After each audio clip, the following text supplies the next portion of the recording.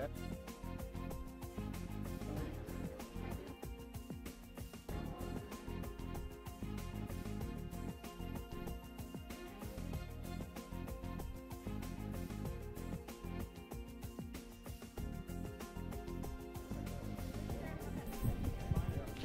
Good morning, everyone.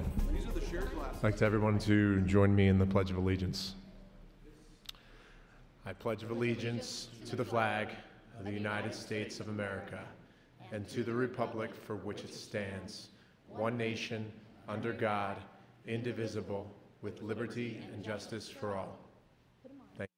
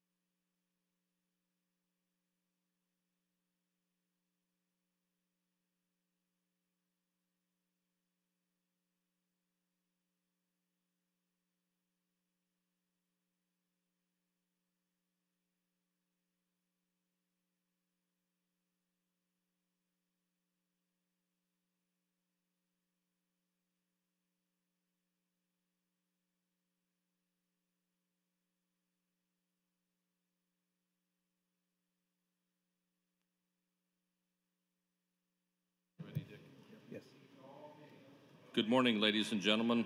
Welcome to the George W. Norris Legislative Chamber for the 57th day of the 106th Legislature, first session. Our chaplain for today is Pastor William Ramage. He's from the Nebraska City Baptist Church, Senator Clements District. Please rise. I'd invite you to join me as we look to the Lord in prayer this morning. Father, we do just thank you for this day that you have made, that you've given to us. And as the maker and giver of this day, we acknowledge you as the creator and sustainer of life. And I come before you this morning, not for show or out of ceremony or even to give you lip service, but Lord, we come to seek your face as we open up this building, this office, this place to do the business of the people. We come to seek your face. Oh, God, we need you today. We're a hurting state. We're a hurting people with the flood recovery and people trying to put their lives back on track. And so we come seeking you today. And first, we pray for these here today that have been elected to represent the people of Nebraska. And God, would you lead them? Would you guide them? Would you direct them as they serve? And we thank you for these servants and those that have been placed in these positions to serve the people. And may they not use the people to serve their position. God, give them wisdom in decisions and help them to do the will of the people and not their own thing. And may you help that to be in line with your will. And kind of as you taught the disciples in that model prayer, thy will be done on earth as it is in heaven. And second, we do again pray for the people of Nebraska.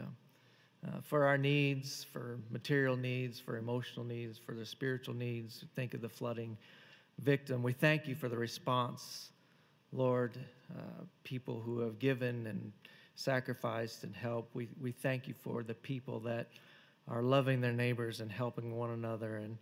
And so we just ask you again for your help. Help us, Lord. And may we see you do great things and great and mighty things. And we ask you to work. And now help these elected officials today to honor you in their work. And we thank you for them, and we thank you for the privilege to open this session today in prayer, acknowledging you and seeking your face. And may you honor that. You say that you will honor those that honor you, and so we ask, Lord, that you would honor your people today as they seek to do your will, as they serve the people of our state. We love you. We thank you for all this and ask all this in the mighty, matchless name of Jesus. Amen. Amen. Pastor, you can go first. Thank you, Reverend Ramage. I call to order the 57th day of the 106th Legislature first session. Senators, please record your presence. Roll call.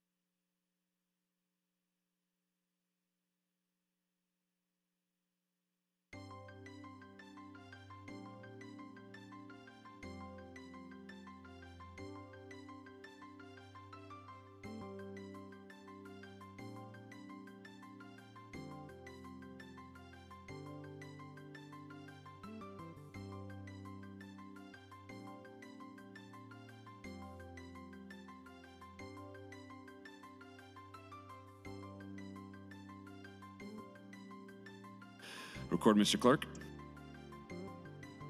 There is a quorum present, Mr. President.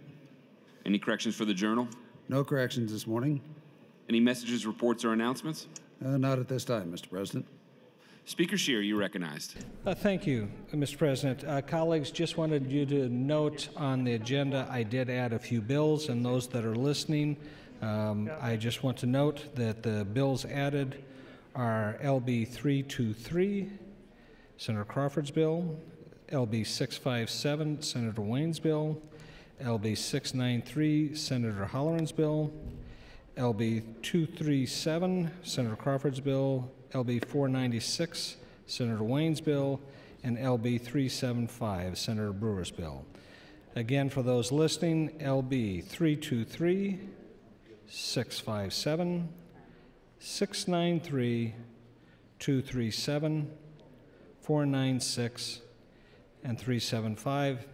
And for those that are listening on TV, if you go to the website and just pull up today's agenda, they are on today's agenda. We were moving a little quicker, and I just wanted to make sure that we had some items on the agenda as we move forward. Thank you, Mr. President. Thank you, Speaker Scheer. Moving to general file, and first item on the agenda, Mr. Clerk.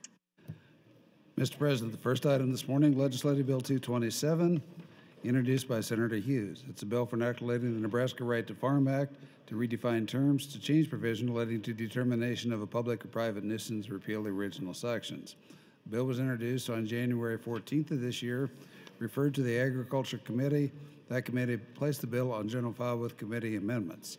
Those amendments were previously offered, as well as an amendment from Senator Hughes to the committee amendments.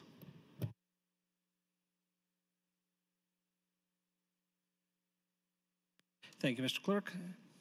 Senator Hughes, you're welcome to open on LB 227.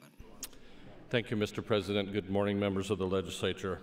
I want to thank everyone for the discussion we had so far on LB 227, which would amend the Right to Farm Act. We have listened to those concerns that have been expressed on the floor and are developing an amendment that I think we can bring forth later today, later this morning, to address some of those concerns. It doesn't give us everything we wanted, but it goes a long ways towards balancing the interests of all landowners. I need to be very clear about that, all landowners, the ag producer and the rural residents. Some of the discussion on Monday focused on landowners who live by farm operations, a farm operation that changes or expands. The discussion was that such landowner under the original bill had no notice or opportunity to say that a change in a neighbor's farm operation is significantly affecting my ability to enjoy my property. The amendment provides, the amendment that we're looking at provides a rebuttable presumption for 2 years after the establishment date of the operation that the operation is not a public or private nuisance. After 2 years, from the establishment date of the operation, the farm operation is no longer a public or private nuisance. However, the amendment defines the established date of operation as the date in which the farm undergoes one of the changes listed in the amendment, including conversion of a farm operation, change in ownership, enrollment in a government program, or adoption of new technology. So if a farm changes from crop operation to livestock, a landowner has 2 years, a neighboring landowner has 2 years from the date of operation change to claim the operation is a nuisance. I'm hopeful that this amendment that we are working on as we speak balances the interest of landowners and farmers while providing the agricultural operation with some protection if they are doing what they have been doing and following the health, safety, and zoning laws. I would ask for your support. We have all gotten several emails. There are a lot of phone calls coming in. There are a group, it's unfortunate the timing that we have with the Costco expansion going on. I have been part of a event like this in my home county where there is a couple of times where there is a lot of misinformation being fed to the public. and it is being exaggerated. One of the important things that we must do in our business here is we have to deal from facts. We cannot make our decisions based on emotion. We have to make our decisions based on facts. And it's imperative that we make sure that we get it right. And that's part of what this debate is. That's what I appreciate. The debate we had the other day, the first 3 hours, and however long it takes us today to finish up, to make good policy, to provide protection for rural residents, but also to provide protection for the agricultural operations that are in place and have been there and deserve the right to use their property, to provide food for the people, to provide jobs, to provide income, to provide taxes so we can pay our bills at the state level. So I'm looking forward to the discussion today. It's going to be robust, I'm sure, and as soon as we get this amendment finalized, I will be dropping it so everybody can take a look at it on their computer, and we'll go from there. Thank you, Mr. President. Thank you, Senator Hughes. Senator Lathrop, would you like to refresh our memories on some of the opposition? Yes, I'd be happy to. Thank you, Mr. Speaker. Colleagues, good morning. Just a refresher, and not really my advocacy yet this morning. My opposition, I think the opposition that comes from those who have concerns, relates to the fact that this bill, it has a nice caption, the right to farm, is in fact immunity for any operation done in an agriculture community, and it will result in taking of someone's property rights and the value of their neighboring property without any compensation whatsoever or any remedy for those people who are neighboring operations which under current law would create a nuisance. That would be my summary, Mr. Speaker. Thank you, Senator Lathrop. Senator Halloran, would you like to refresh us on the committee amendment? Thank you, Mr. Speaker. The committee amendment is the white copy. As Senator Hughes said, the bill was very well debated the first 3 hours. I think everyone made some very poignant points. It's a concern that we have as much for our neighbors as for production agriculture. And production agriculture is not unlike any other business. If production agriculture has not the opportunity to grow, it dies. And it's by no accident we've gotten to where we are today with production being very concentrated. I know it was suggested the other day that maybe we need to have a zoning law for the whole state and try to isolate some area where we could produce livestock and not have it infringe on anyone's property or be a nuisance or considered to be a nuisance. That would be a challenge. That would be something that would isolate that production from those producers that would have an opportunity otherwise to produce at their farms. And so I think the debate will continue for 3 hours, and I'm looking forward to the amendment coming to the floor. I believe the 2-year repose or 2-year period of time speaks very directly to Senator Hilger's concern or comments about having a notice when a new production facility is to be built. It gives a period of time for that producer or neighbors to declare or decide whether or not they consider it a nuisance. And it gives time, I believe, for the producer who might be building a facility to be able to mitigate any concerns that the neighbors might have. Thank you, Mr. Speaker. Thank you, Senator Halloran. And Senator Hughes, did you have anything to offer or to add in relationship to your amendment? Yes, Mr. Speaker, I do. I need to remind everybody that 1209 was our attempt at addressing the concerns that we heard after the hearing in the Agriculture Committee. AM 746 was their opportunity to make the changes.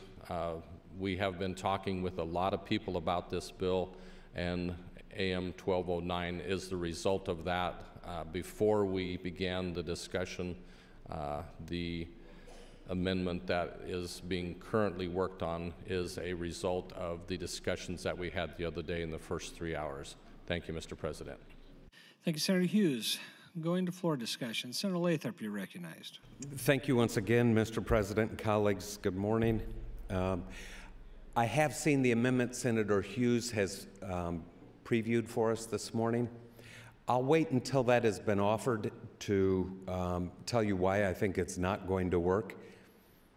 Without getting into the details, there's no point in doing it before you've had an opportunity to read it. I've seen a hard copy, and it'll at some point or another end up on your gadget, and you'll be able to follow along with me as I go through the problems.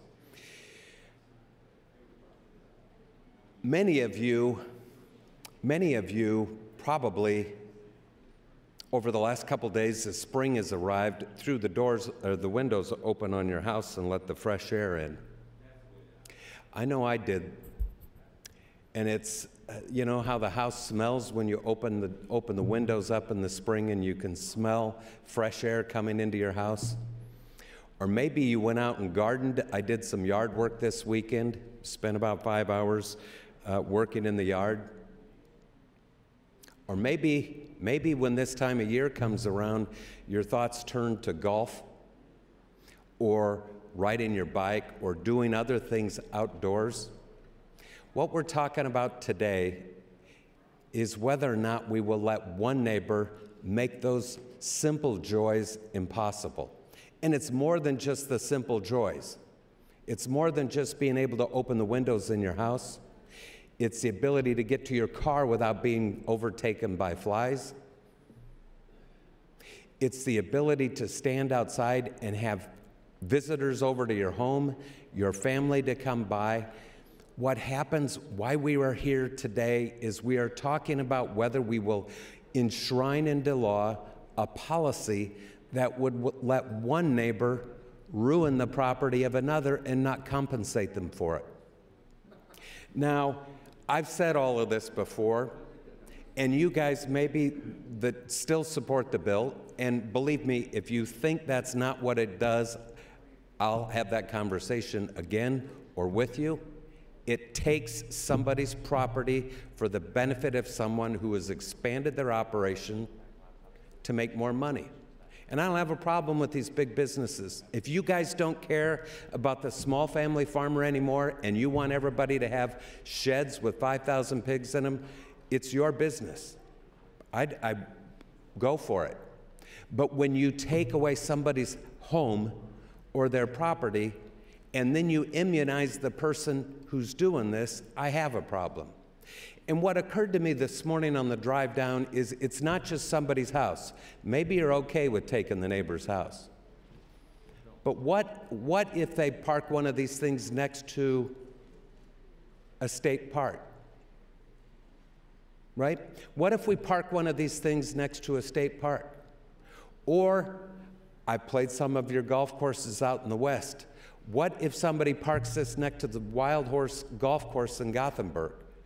Or Bayside out in Ogallala, or any of the other country clubs that are out in the country in small town Nebraska, making them uninhabitable. See, these aren't the only people making an investment. A lot of people have made an investment in their property, not just their homes. It might be a golf course, it might be a state park, it might be any one of a number of activities that take place out in rural Nebraska, and that investment's taken away. And they have no remedy. They can't ask a judge to stop it, and they can't file a claim for the loss of what they've had taken from them. This is really bad policy. This belongs in a committee that's going to develop zoning laws that will protect people. And on that topic, if zoning laws would do And if compliance with zoning laws and federal laws and state laws would protect the neighboring landowner, no one would be able to make a nuisance claim. You couldn't prove one. A nuisance claim is made when those protections fail to protect a neighboring landowner, and they now give up something, the quiet enjoyment of their own property. And by the way, that can be something that somebody spent a lot of money on, like a golf course, or it could be one of our state rec areas. It's okay. You can't sue them. They're using the reasonable techniques, and they comply with the zoning laws. Thank you. Thank you, Senator Lathrop. Those waiting to speak, Senator Hilgers, Chambers, LaGrone, and others. Senator Hilgers, you're recognized. Thank you, Mr. Speaker. Good morning, colleagues. I rise again in support of LB 227, and I want to comment again and say I've appreciated the dialogue and the debate and the discussion the last time we were on the floor, and I certainly look forward to the next couple of hours discussing this particular issue again. And I want to start with taking a little bit of a step back and talking about some first principles. And the first principle that I want to talk about is the one that Senator Lathrop has described, and I think very ably, this idea that when you have a property right, inherent in our property rights is the right to quiet enjoyment of those rights, right? So if you think about your home or your business, it is absolutely true and is fundamental in our system of government and our common law that you have a certain, you are able to quietly enjoy your property. One of the tools that you have to enforce the protection of that right is through a nuisance suit. That nuisance suit is very powerful, as it should be. One of the things that you can get from a nuisance suit is an injunction. You can go to a court and tell whoever is generating the nuisance, that person should stop. You can get a court order telling them to stop. So that is a fundamental first principle of our common law, and it's absolutely a right that I support. However, the second point, I think, is a very important point, which is we have in our state, like all the other states around the country, but in particular here in Nebraska, we have an important part of our economic engine, maybe the most important industry in our state is agriculture. And inherent in agriculture, unlike other businesses like a law firm or insurance agency or something like that, agriculture generates some of the things that you might consider to be a nuisance. Odor, noise, insects, things like that. By virtue of its inherent operation, these are things that can occur. And so you've got two competing interests. On the one hand, you have a private property right and quiet enjoyment of your home. On the other hand, you have the right of farmers and operators to be able to pursue their economic interests without the fear of being shut down. Because if my law firm, is there some nuisance that comes from my law firm, we're being too loud, there's some sort of smell, you go to court, you tell me to stop that, whatever that noise is or the smell or odor does not go to the inherent economic functioning of my law firm. I can stop that and still operate my firm or insurance company or retail outlet or whatever it might be.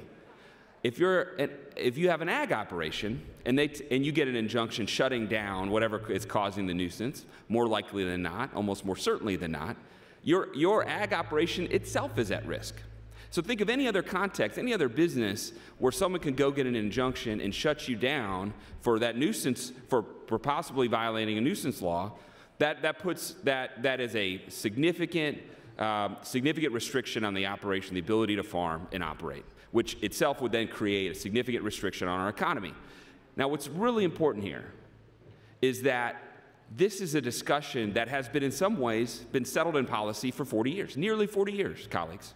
We have had a right to farm statute on the books, and that statute has intended to create an accommodation. Because what that statute says, and it's as part of LB 227, you can read it yourself. What it says is, if you're there first, and someone else comes in, or they occupy it second, or they change their zoning second, they're out of luck. They can't do all the things that Senator Lathrop said that they should be able to do. They can't go to court. They can't get an injunction. Now, that's a pretty significant carve out to the nuisance law, but it's one that we have in the past accommodated. And the reason is, next time on the mic, I'm going to talk more in detail, and I think this dovetails into AM 1274, is because there is some inherent notice, right? The person who is moving in second, we say, look, you can do due diligence, and if you Thank you, Mr. Speaker. If you see that there's a big operation that causes all these externalities, you shouldn't move in. And if you do, we're gonna say you don't have the right to then come in and shut down that farm operation. That's the way the law currently works, and I think that's fair. But some of the things that are in LB 227, the requirement of reasonable efforts to mitigate the harm of these negative externalities, paying attention to zoning, things like that, that's not in the current law at all. So I think it's important to know where we're starting from. This isn't some new novel idea that we're instituting in statute. The 49 other states have a right to farm law. Now, next time on the mic, I'm almost out of time. Next time on the mic, I'm going to talk about how this does expand the right to farm. There's no doubt this is an expansion. I think it's one that's justified, and I think the way that Senator Hughes has framed it is framed in a way to try to, especially in light of the amendment that's coming, is meant to retain that accommodation in light of new modern farming standards. Thank you, Mr. Speaker. Thank you, Senator Hilgers. Senator Chambers, you're recognized. Thank you. Mr. President, members of the legislature, before I begin, I'd like to ask Senator Hughes a question for clarification. Senator Hughes, would you please yield? Of course. Senator Hughes, I just got a hard copy of the amendment you discussed. Will your amendment replace the bill? Yes. Okay, thank you. Some of what I say may be taken care of by his current amendment, but I'm not sure. What I would look at, and I'll continue to look at, are words that are elastic and can mean anything anybody chooses. For example, mitigate simply means to lessen or reduce. Maybe you reduce the problem by 5%, which is not substantial. It doesn't say substantially mitigate. When farther down in the current language, it says to keep these undesirables to a minimum, but minimum is not defined. Minimum according to what? So if you all insist on this, I'm going to see how honest you are. And I intend to offer language that says there will be a requirement that the best practices in the industry be followed, and there must be the application of state-of-the-art equipment, machinery, technology to mitigate these kinds of bad actions. I still will not support the bill because I don't think we're being dealt with in a way that's completely objective. Senator Hughes mentioned the bad timing of the Costco controversy. Well, there was some bad timing the last time we discussed it, Senator Hughes, because Costco had a representative out in the rotunda. Why does Costco send a representative if this is not designed to help the big corporations? The farmers who called me stated that for regular-sized farms, ordinary-sized farms, this language is not necessary. What they're talking about goes to big operators because regular-sized operators are not going to engage in this level of activity anyway. It is tailored for the big corporations, for the big farms, whether they're incorporated or not, whether they're operated by an outside force or not. When we're not being dealt with honestly, the city people need to open their eyes, and those who profess to be representing ordinary farm folk need to open their eyes and read the language that we're being given. This is tailored to the big farms, whether corporation or not. Normal, ordinary, you might say small to medium size, whatever terminology you need to define what most people think of when they consider farmers. It's not Costco. It's not Smithfield. It's not any of those big operators. This language is tailored for them. The current law cannot be shown to be defective in terms of restricting legitimate activities of regular-sized farms. I also got calls from some organic farmers who see great harm that can come to their interests from this type of legislation. They don't have a lobbyist out here. Costco did. Why would Costco have a representative if this does not affect the corporations? Costco should have already what they want. Are they looking to go farther? Are they looking to underwrite some individual farms now and get into an unholy alliance with them to produce huge numbers of chickens, which currently they may have a problem doing, and then nobody can go to court to do anything about it? The key, as Senator Lathrop pointed out, is you're shutting the door to the courthouse. Thank you, Mr. President. Thank you, Senator Chambers. Senator Wishart, you're recognized. Thank you, Mr. President. I rise again with some anticipation to see the amendment that Senator Hughes has worked on, and I do commend him for really coming to the table and looking at finding a path forward. I do have a few questions for Senator Hughes, if he would yield. Senator Hughes, would you please yield? Of course. So and I'm fine with talking to the amendment that you have introduced, because I think these questions will still be relevant. When I was thinking about this last night, one of the concerns that came up in my mind, because I'm not as worried about the smell, and I'm not as worried about flies. Maybe it's just because I'm a girl that's grown up around horses. And I'm not as worried about somebody's ability to grow their business. What I am concerned about is some of the things that potentially could cause nuisances, but actually that do affect another landowner's ability to do their business. So, for example, say I'm a farmer and I'm growing vegetables, and I've moved into a community and I've decided to add value to my crop by going organic. And the farm next to me has practiced in a certain way that has allowed me to be able to go through the hoops that it takes to have that organic label on my products. And then all of a sudden they change ownership and they start to use a different form of a crop and a pesticide that comes with it, that with the wind blows over onto my farm and drastically affects my ability to be an organic farmer. How is that affected with this bill? I think there's other redress, that if you are a certified organic farmer, there are setbacks that you have to, borders, if you will, that you have to maintain. It's up to you to maintain those borders, not your neighbors. If there is drift of chemical or something like that, and I have actually had that occasion on my farm where a gentleman came in and sprayed chemical with an airplane, and there was an inversion and it drifted and killed most of 160 acres of my crop.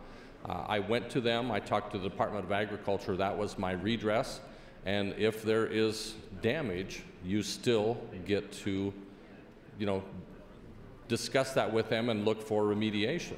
If they're unwilling, then you still have a path to the court.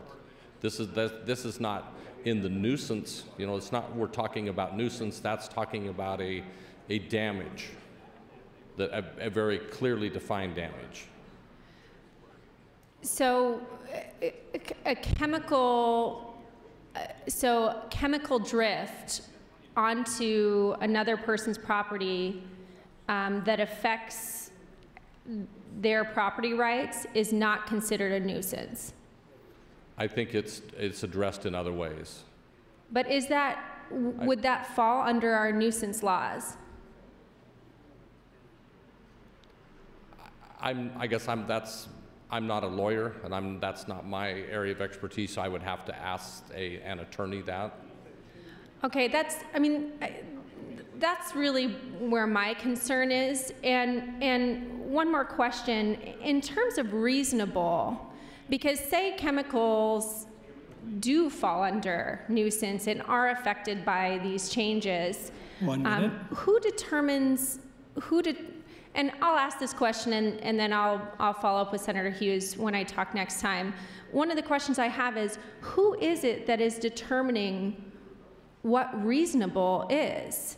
That's something that I want some more clarity on as well. Thank you. Thank you, Senator Wishart and Senator Hughes. Senator Colderman, you're recognized. Good morning, colleagues. Thank you, Mr. President. I rise for the first time to talk about this legislation. By now, most of you have probably seen the email exchange between myself and Ms. Richards. I will begin by apologizing for what I refer to as popping off at her, and I probably shouldn't have done that. So, Ms. Richards, if you're watching, I apologize for that. But at the same time, I'm not going to apologize for stating the facts in my response. As I said earlier, I was not intending to speak on this legislation, but at this point, my integrity and my daughter's integrity have been brought into question. So I did want to rise to set the record straight. The email that I was sent early this morning really hit home because it illustrates exactly what kind of challenges those who want to grow agriculture in the state are facing today. I want to be very clear. I'm not here to carry the water for my daughter or her company. She did not bring this bill, nor did her company.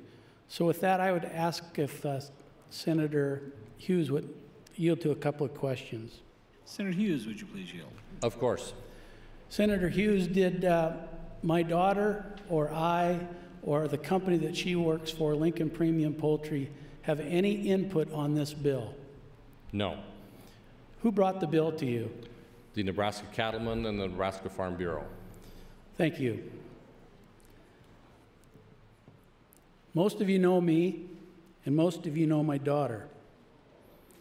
And I hope nobody on this floor would question our integrity. The fact of the matter is that I generally try to stay out of her business. Sometimes our paths cross because we both have one objective that we work on tirelessly, and that's to grow the state of Nebraska. In that regard, we're both engaged in efforts that focus on that and on LB 227. And I believe that's one objective of this legislation. Because of my daughter's job, which for those of you who don't know, she was the first Nebraskan hired to work for Lincoln Premium Poultry on the Costco project. I've had a front row seat in the project, and I'm really proud of her. She's worked really hard as an advocate for farmers in Nebraska. But my daughter has been followed in her car by activists. She's been shoved into bathrooms. She's been spit on, and she's pretty tough, and she just shoulders it and moves on. As any dad would be, I'm tired of it. I'm tired of seeing her beat up every day when she's trying to grow our state. But that's the reality of what these livestock producers face when they try to add value to their operations. The harassment she's seen has been mild compared to what the producers themselves have seen. They've had nails poured into their driveway, throughout their driveways. They've had rebar placed in their fields prior to harvest, and their children have been harassed and bullied in schools. Quite frankly, it's scary. But agriculture is important to these families, and for many of them, it's a family legacy. So they too shoulder it and quietly move on. This legislation is designed to protect farmers and ranchers from unnecessary lawsuits.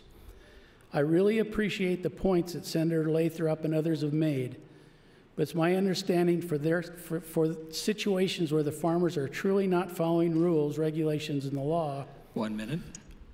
a lawsuit would still be available to them. We aren't taking any legislation. The fact of the matter is that in this day and age, farmers are being sued before there's even a nuisance to be had, even before the barns are built. Neighbors are doing it in an effort to stop new agriculture growing from occurring. You know who pays for those lawsuits? It's not the large corporations, it's the farmers.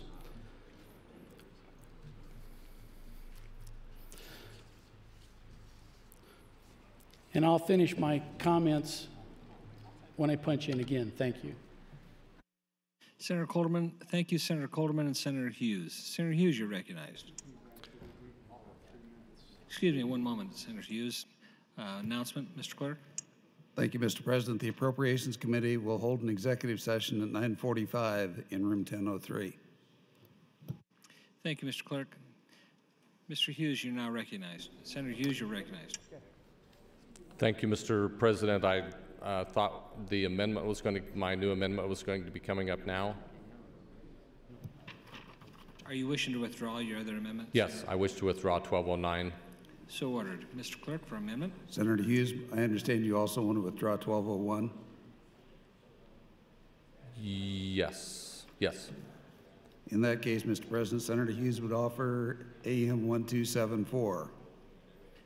Senator Hughes, you're welcome to open on AM 1274. Thank you, Mr. President. Colleagues, this is the latest rewrite of this bill, taking into consideration the discussion we had for 3 hours the other day and trying to make sure that we're addressing the concerns that are being brought forth to us. The discussion that's going on and talking about the worst case scenario, you know, those, I guess I get frustrated with comments like those, the reasonable techniques. I guess I do, before I forget, I do want to address Senator Wishart's comments about the chemical drift and whether or not that's a nuisance. I think a nuisance is a recurring, ongoing problem, whereas the chemical drift across your property is probably a one-time thing. If it happens more than once, then there is redress to be handled for that. When she comes back, I will talk about my experiences and how we worked through those with my neighbor, where I was the perpetrator and I was also the victim. But getting back to the amendment, you all have the opportunity to look at this amendment now on your computers. We have made some changes. We put a 2-year window in there when the ag operation is vulnerable to nuisance lawsuit. And I need to remind you that currently the law, you are protected today from nuisance lawsuits. That was the bill in 1982, that was the right to farm. That if you are a farm operation and you are, you were established before first in time, first in right, you were established and you are using reasonable techniques in order to mitigate the smell, the dust, the insects, all of those things, you are protected. So we're not asking for anything new. The only thing we're asking is if we choose to expand, to have a change in ownership. If I want to buy another piece of land, that's a change in ownership. I want to be able to use that land. If I want to do whatever, if I want to change my crop, we have the discussion of possibly bringing hemp as a legal crop into the state of Nebraska, which I am totally in support of. But if you've ever been around it, it smells bad. And when the wind is blowing, you're going to smell it. It's not any different than cows or hogs or, and I can't think of another crop, but, you can smell alfalfa when you drive by. It's a matter of whether you find it offensive or not and how close it is to your house.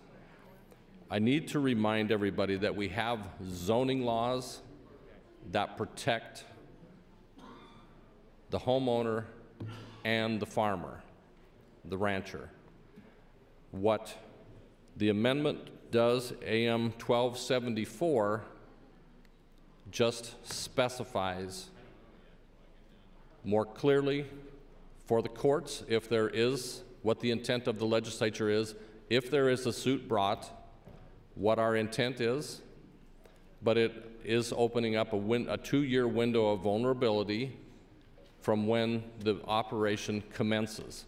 And that means if you added a pen of livestock, an additional pen to your livestock operation, When you moved animals into that pen, that's the date of commencement. That's the 2-year, that's when the clock starts. So if you're a neighboring homeowner, you have 2 years in order to file a nuisance lawsuit. That's a result of the discussions we heard the last 3 hours. I look forward to more questions. You know, agriculture is not asking for anything additional than what we currently have now. The only thing we're asking for is to have the same protection if we choose to make an investment in Nebraska. And I appreciate Senator Coulterman's comments. You know, the big ag, if you will, the corporate ag, is not what this bill is about. This is not about Costco, not about Smithfield, not about Tyson, you know, whoever the processors are. This is about the farmers on the land, the ranchers who want to make an investment in their operation, in their state, to bring their kids home, to keep young people in Nebraska. We need to have jobs for our young people. We produce some of the best in the nation, and we want to keep them here. And this bill provides some assurance that if we do make those investments, if we do provide the opportunities for our young people to come back, we're not risking the whole farm in order to do that. Thank you, Mr. President. Thank you, Senator Hughes. Those waiting to speak in the queue, Senator Breezy, Holleran, Lathrop, and others. Senator Breezy, you're recognized. Thank you, Mr. President. Good morning, colleagues. I rise to comment on LB 227 as amended by the latest amendment, 1274. I appreciate the discussion.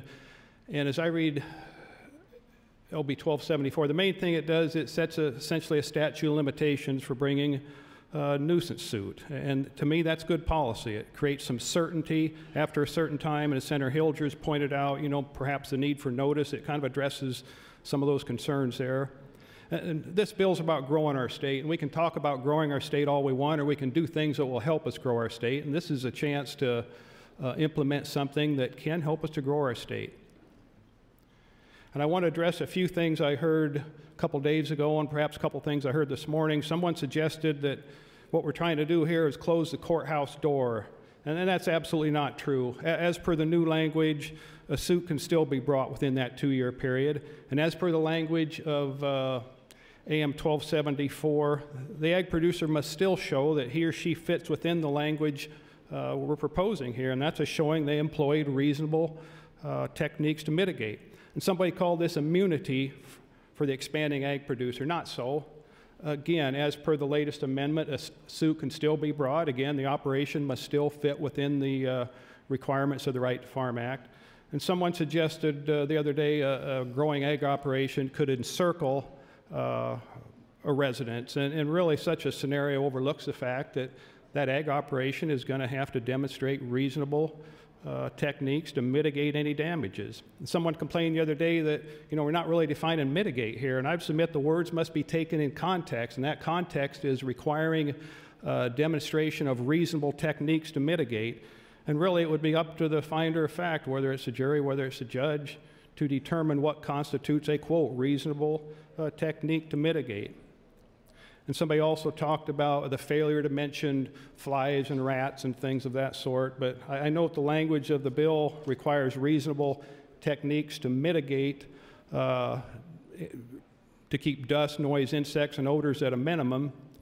But the language also indicates including but not limited to, and that language modifies those categories of products. So they're talking about those categories plus other categories. That's really the obvious way to read that language, I believe. And then somebody tried to bring up the often used argument or suggestion that this might be unconstitutional. And I disagree with that, and we can talk about why. You know, we can talk about a physical taking under the Fifth Amendment, or we can talk about a regulatory taking that really only must be supported by a legitimate government interest. We can talk about the legitimate interest of a state's police power. We can talk about our state's interest in growing growing our economy and allowing our businesses to thrive and flourish. But instead of all that, let's just remember that we're the legislative branch here. What we do is presumed constitutional until adjudicated otherwise. And so we shouldn't be sidetracked by some claim that it could be unconstitutional. Heck, anything we pass in here could suffer that fate.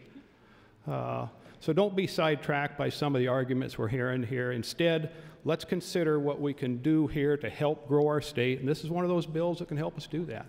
Thank you, Mr. President. Thank you, Senator Breezy. Mr. Clerk for announcement. Mr. President, the Urban Affairs Committee will hold an executive session in room 2022 at 10 o'clock. Thank you, Mr. Clerk. Senator Holleran, you're recognized. Thank you, Mr. Speaker, colleagues, Nebraskans. If anyone would have tuned into this conversation over the first 3 hours or the start of this 3 hours, they might draw the conclusion that those folks that live in rural Nebraska that farm for a living are just bad neighbors. That they would just purposely, in an effort to expand their operation, place a 5,000 unit hog operation right across from somebody's residence, disregarding local planning and zoning, or regarding planning and zoning, that they would do something like that. They would look out, they would not want to invite a nuisance lawsuit to begin with, and besides that, we respect our neighbors and we wouldn't do that. Now, 80 years ago, the average farm was about 160 acres. Every farm had some dairy, a few dairy cows, some chickens, a few chickens, not 5,000, a few chickens, a few hogs, and they had 160 acres of cropland. They would grow the feed for the animals, and everything was fine. Since then, due to technology, a lot to farm policy, 160 acres is not viable anymore. You cannot support more than one person today on a crop production of 1,000 acres. So you have a farmer that's got a son that wants to join in the operation. They've got 1,000 acres. It supported the family, but now the son wants to get married and join in the operation. Well, so what are they to do? You try to find ground to rent or to buy, it's not going to happen. It's not that readily available. The competition is stiff. So one of the options is to build some livestock facility so that son and his family can join in the operation in partnership with the parents. I've lived on a farm a better part of my life. I have smelled things that emit from farming operations. Got a livestock feeding operation that's about 6 miles, 7 miles south of us. Sometimes the prevailing wind, oftentimes, is from the south. Do we get the odor? Sure we do. But on my farm, we raise grain and we feed grain, and those livestock feeding operations buy the grain. It's a symbiotic relationship. And so for me to be upset with the odor of cattle on a southerly windy day, I'm not going to be upset with that, nor is anybody in my community. An exaggerated example of someone losing their right to private ownership of their property with flies and odor, and their value has gone to nothing. Maybe some real cases out there. I haven't heard identification of those cases. I'm sure Senator Lathrop has those, and I would like to share those with him off mic, or he may want to talk about it on the mic. But the fact of the matter is, we can't keep the best commodity, if you will, that we have in this state, and that's our youth, to stay on the farm unless they have the opportunity to grow. And that's all this is. It's no longer old MacDonald had a farm, E-I-E-I-O, and on this farm he had one of each type of livestock. We can't turn the clock back. And here's what the real nuisance is. The real nuisance potentially is if we want to be extraordinarily concerned about the sensitivity of people's smelling something, if we want to be overly sensitive about that thinking, the real nuisance is that we could move away from this style of production. We could move away from it. The real nuisance would be $35 steaks. in the grocery store. $15 hamburger, because we couldn't produce enough livestock without this methodology that we use today. Thank you, Mr. Speaker. Thank you, Senator Holleran. Senator Lathrop, you're recognized. Thank you, Mr. President. I want to start my comments by talking about what Senator Kolderman just addressed on the mic. I don't think there is any place. First of all, I've served with Senator Kolderman for a couple months now. I know his daughter as well. Two honorable people. And I don't appreciate anybody questioning either Senator Kolderman's honor, his integrity, or his veracity, nor his daughter's. If they tell me something's true, you can take it to the bank, and I believe that to be true of both of them. I don't think there's any place for the shenanigans that are going on. When we have issues that are of consequence, that raise the emotional level in a community, for people throwing nails on somebody's driveway, following them into the restroom, insulting them, sending crummy emails to them, there's just no place for that. And I'm going to say, I think that the debate in this case has been at the level that where a legislature, a deliberative body ought to be. And I appreciate that.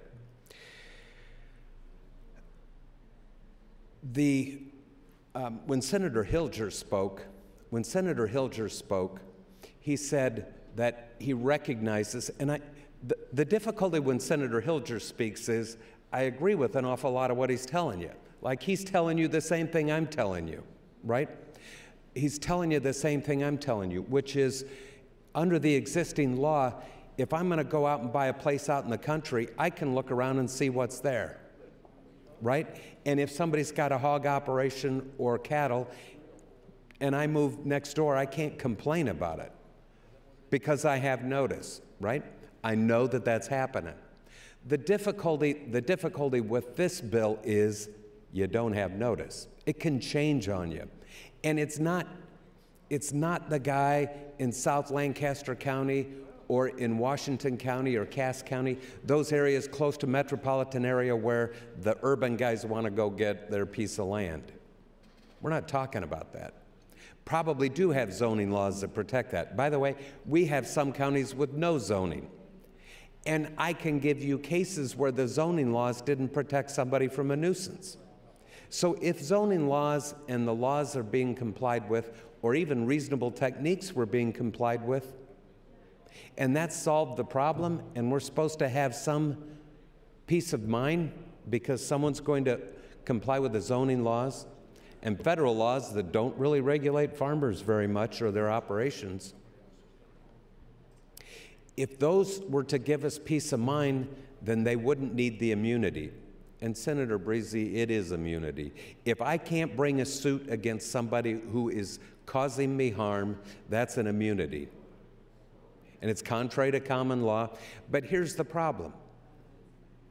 If I go out, I can be a third-generation farmer farming next door to Senator Friesen, and if he changes his operation, I can't do anything about it. At the end of the day, we're allowing all of the things that Senator Halloran talked about, the need to grow agriculture, laudable. Who of the 49 of us isn't in favor of that, right? We know the importance of agriculture, but who's going to pay for that growth? The difficulty is when you let somebody do something to somebody else's property. 1 minute. And they don't get compensated, they're bearing the burden. Okay, chicken may go down from $5 to $4, but that guy can't live in his house and no one's compensated him for it. That's what this is about. That's what this is about. And it's a poor remedy. It's a poor solution for what is a zoning problem. This thing needs to go back. Somebody needs, and I'm happy to work on this, somebody needs to put in a zoning bill so that when somebody builds one of these things, they know that it complies with zoning that is intended to protect the neighbors. But just to say there's zoning and now the neighbor can't sue, is to take away a remedy without replacing it with a methodology that otherwise protects them. And when we point to state regulations, federal regulations, and zoning requirements, I'm telling you they don't work. And eventually I'll read some cases and you'll see. Every case that I can read that's been reported from the Supreme Court is a case where zoning law didn't work. Did you say time? Yes, Senator. Okay, thank you. Thank you, Senator Lathrop. Senator Hilgers, you're recognized. Thank you, Mr. Speaker. Good morning again, colleagues. Let me first strongly echo the comments made by Senator Lathrop, both about Senator Coulterman, who I've served with for the last 3 years, as well as the importance of a deliberative debate, which I think we've had on this particular bill. I could not agree more with what Senator Lathrop just said, and I appreciate everyone's contribution to this particular debate, which I think has been very good. I think two questions here, and Senator Chambers raised one, Senator Lathrop has raised another, really help distill, I think, what the questions that I think underlie whether or not I would support or anyone should support 227. The first point is one that Senator Chambers made, which is there's no change needed. And if you agree that there's no change needed to the current law, then you should not vote for 227. And the second point is, if you think that there is a change that is needed, does it accommodate sort of our notions of fair play or notice or the property rights that people have? And if you think the accommodation, the accommodation proposed by 227 doesn't quite hit the mark, then don't vote for 227. So let me take both of those pieces in order. Senator Hughes is telling us, and hearing from a number of other colleagues who are in the rural areas, and by the way, an argument that to me rings very true, both as a business owner and as someone who sort of understands how businesses work. They're saying we need a change, and the reason we need a change is that the current law sort of freezes in current operation size and structures. Okay, we want to talk about the large operations, the one that might be the most problematic, but the bill doesn't just focus on those. The bill identifies at least 4 areas where at least current operators are concerned that if they make these changes, that these changes will cause them to lose their protection against nuisance suits. A couple of these I mentioned the other day, and I don't think are controversial. One is the conversion of the type of operation. Senator Chambers has talked about that. Number 2 is changing the size of in any way, by the way, 1 acre would be enough of the operation, enrolling or ceasing to be enrolled in a government program or using technology. What we're hearing from our rural neighbors is that those changes, they may not be able to do under the current law.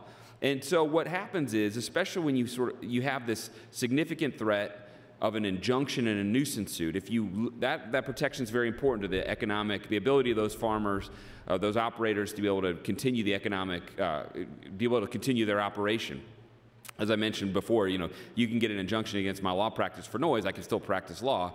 If you get an injunction against someone's operation, the thing that's causing the odor or the noise, you might not be able to actually operate at all. So what you're hearing, at least what I hear, is the reason why we need to change is the current law locks in current operators into the current size. Now maybe that's something we didn't have to worry about in 1982 when the current Right to Farm Act was passed into law. Maybe we didn't have to, but certainly today, as operations grow, as ownership changes, right? I mean, if from Senator Hughes to a family member, is that something that might cause them to lose their liability protection currently? That puts it at risk, and I think that uncertainty is something that Senator Hughes is trying to resolve. And so I think that there has been a strong argument made that the conditions have changed in the last 40 years.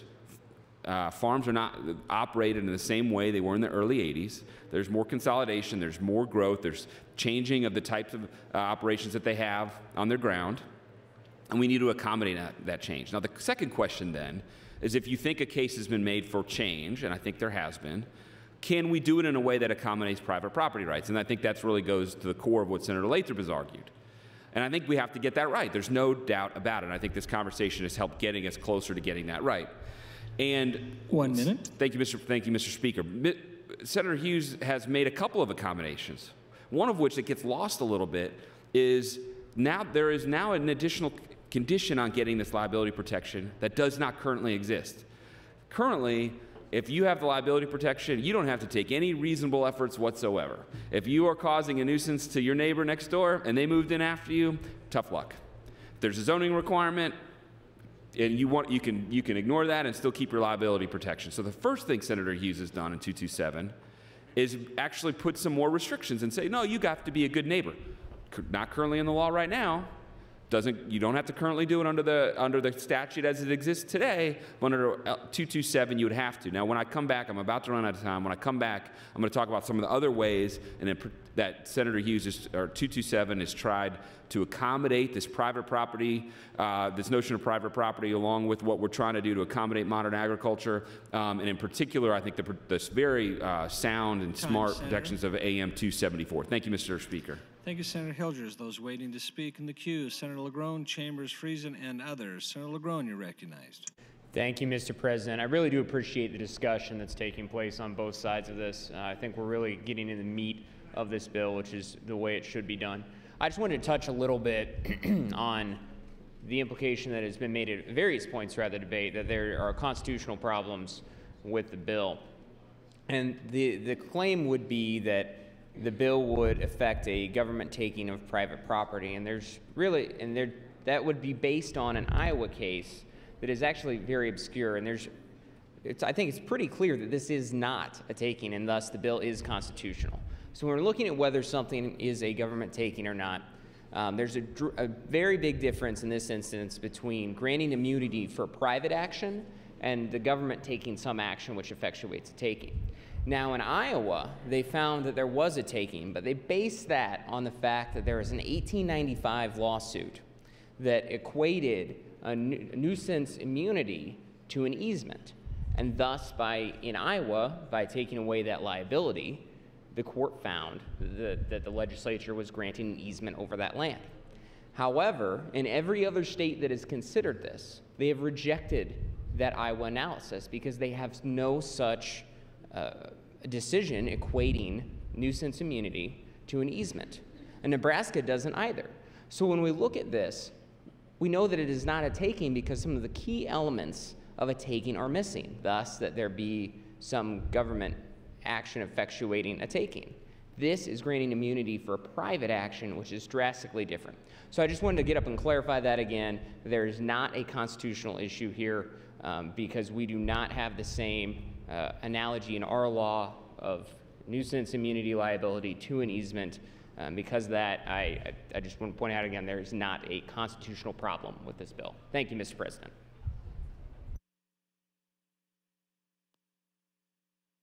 Thank you, Senator LaGrone. Senator Chambers, you're recognized. Thank you. Mr. President, members of the legislature, I will not expose my hand at this point. I'll wait until Senator Hughes's current amendment is adopted. Then I'm going to offer some amendments, and I call them polygraph amendments. Senator Breezy speaks in very general but dismissive terms rather than address the issue. The word mitigate, according to him, is what people understand. What Senator Breezy, as a lawyer, must understand, but he may have forgotten, is that in the law, you take ordinary words, and when you don't want them used in the ordinary sense, then you give a definition showing that this particular word is what's called a word of art. It has a certain meaning and application in a legal context which it would not have in ordinary conversation. In the law, the term person is a term of art. It applies to a corporation, partnerships, any number of entities which are different from a natural person. If you ask an ordinary, untrained in the law individual, what does the word person means, he or she would give some kind of representation that includes and restricts it to the application of human beings. But in art, in law, it has different meanings, so a definition is given. Then, when that term of art is used in a succeeding or other statutes, the language will be, when they give that word, as defined or as found in whatever the section the definitions are given. Senator Breezy is either deliberately or unknowingly clouding the issue. And that's because they cannot deal forthrightly with the language of the statute. We're dealing with very serious problems that involve ordinary persons who happen to be in the rural areas and farmers. I'm not going to say that all the people who called me are masquerading and pretending to be farmers or rural people, or who will write letters and not only sign it, but give their address and a phone number. Those are the kind of communications I get because the people feel they have nobody to turn to. This very bill shows the power of the large-scale farms and corporations. They get this kind of time from the legislature. People distort and misstate what the law is, and they're supposed to ride that magic carpet above every criticism and get the corporations to where they want to land. When you read the language, you are not talking about ordinary farms or farming operations. You're talking about very large, expansive farming operations. You're talking about a situation where an existing small farm can be a toehold to give a corporation a basis under this law to do other things. The ownership of that small farm can be changed. It now is owned by a large corporation. 1 minute. Whatever that small farm could have done, now the large corporation can do it by tailgating on what the farm it purchased could have done. You all want to pretend you don't understand, or maybe you really don't. So that's why I'm going to begin to speak in very elemental terms for the record, to at least show that I'm not trying to mislead anybody, that I've read the language, that I know what the language means, and I can tell you what the purpose is in adopting the kind of language that they adopt. Change in size means nothing. Change in ownership means nothing. Participation in or withdrawal from participation in programs, the adoption of any new technology, these are things which you allow in the law. So let's say you get some farm operation where they use directional boring, like they're using out here to get Time, piping. Senator. You said time? Yes, Senator. Thank you, Mr. President. Thank you, Senator Chambers. Those waiting to speak, Senator Friesen, Pansy Brooks, Colderman, Williams, and others. Senator Friesen, you're recognized. Thank you, Mr. President. I'm going to try and touch on a couple things that have been said on the floor, and one of them deals with the chemical drift. And so, right now, I think the EPA deals very strictly with chemical drift. It has nothing to do with a farm nuisance or anything else. That is a serious issue that is not addressed here at all. I don't think there's any liability given away there whatsoever. I cannot allow chemicals to drift. I have to spray when the conditions are right. I have to follow all the chemical labels, and there is no exemption for that. And if I drift chemicals onto a neighbor, I will be liable. What this bill does now is it does give a 2-year window, which I don't think is unreasonable. The one thing I want to talk about more is that we keep being told that we need to grow our state, we need to grow jobs in the state, we need to add value to products that we have, and yet at the same time now, we're expecting someone to invest $1 million and not have some protection from a nuisance lawsuit that comes with growing livestock. Times have changed. We don't grow them out on the open lots anymore. They are more confined. It is more industrialized. There's no denying that.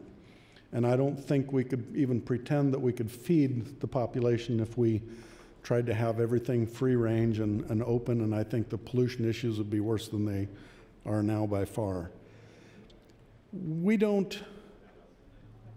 Right now we incentivize companies to create jobs. But any one of these people that's putting up one of these hog barns or chicken barns in the state doesn't receive any incentives to do that.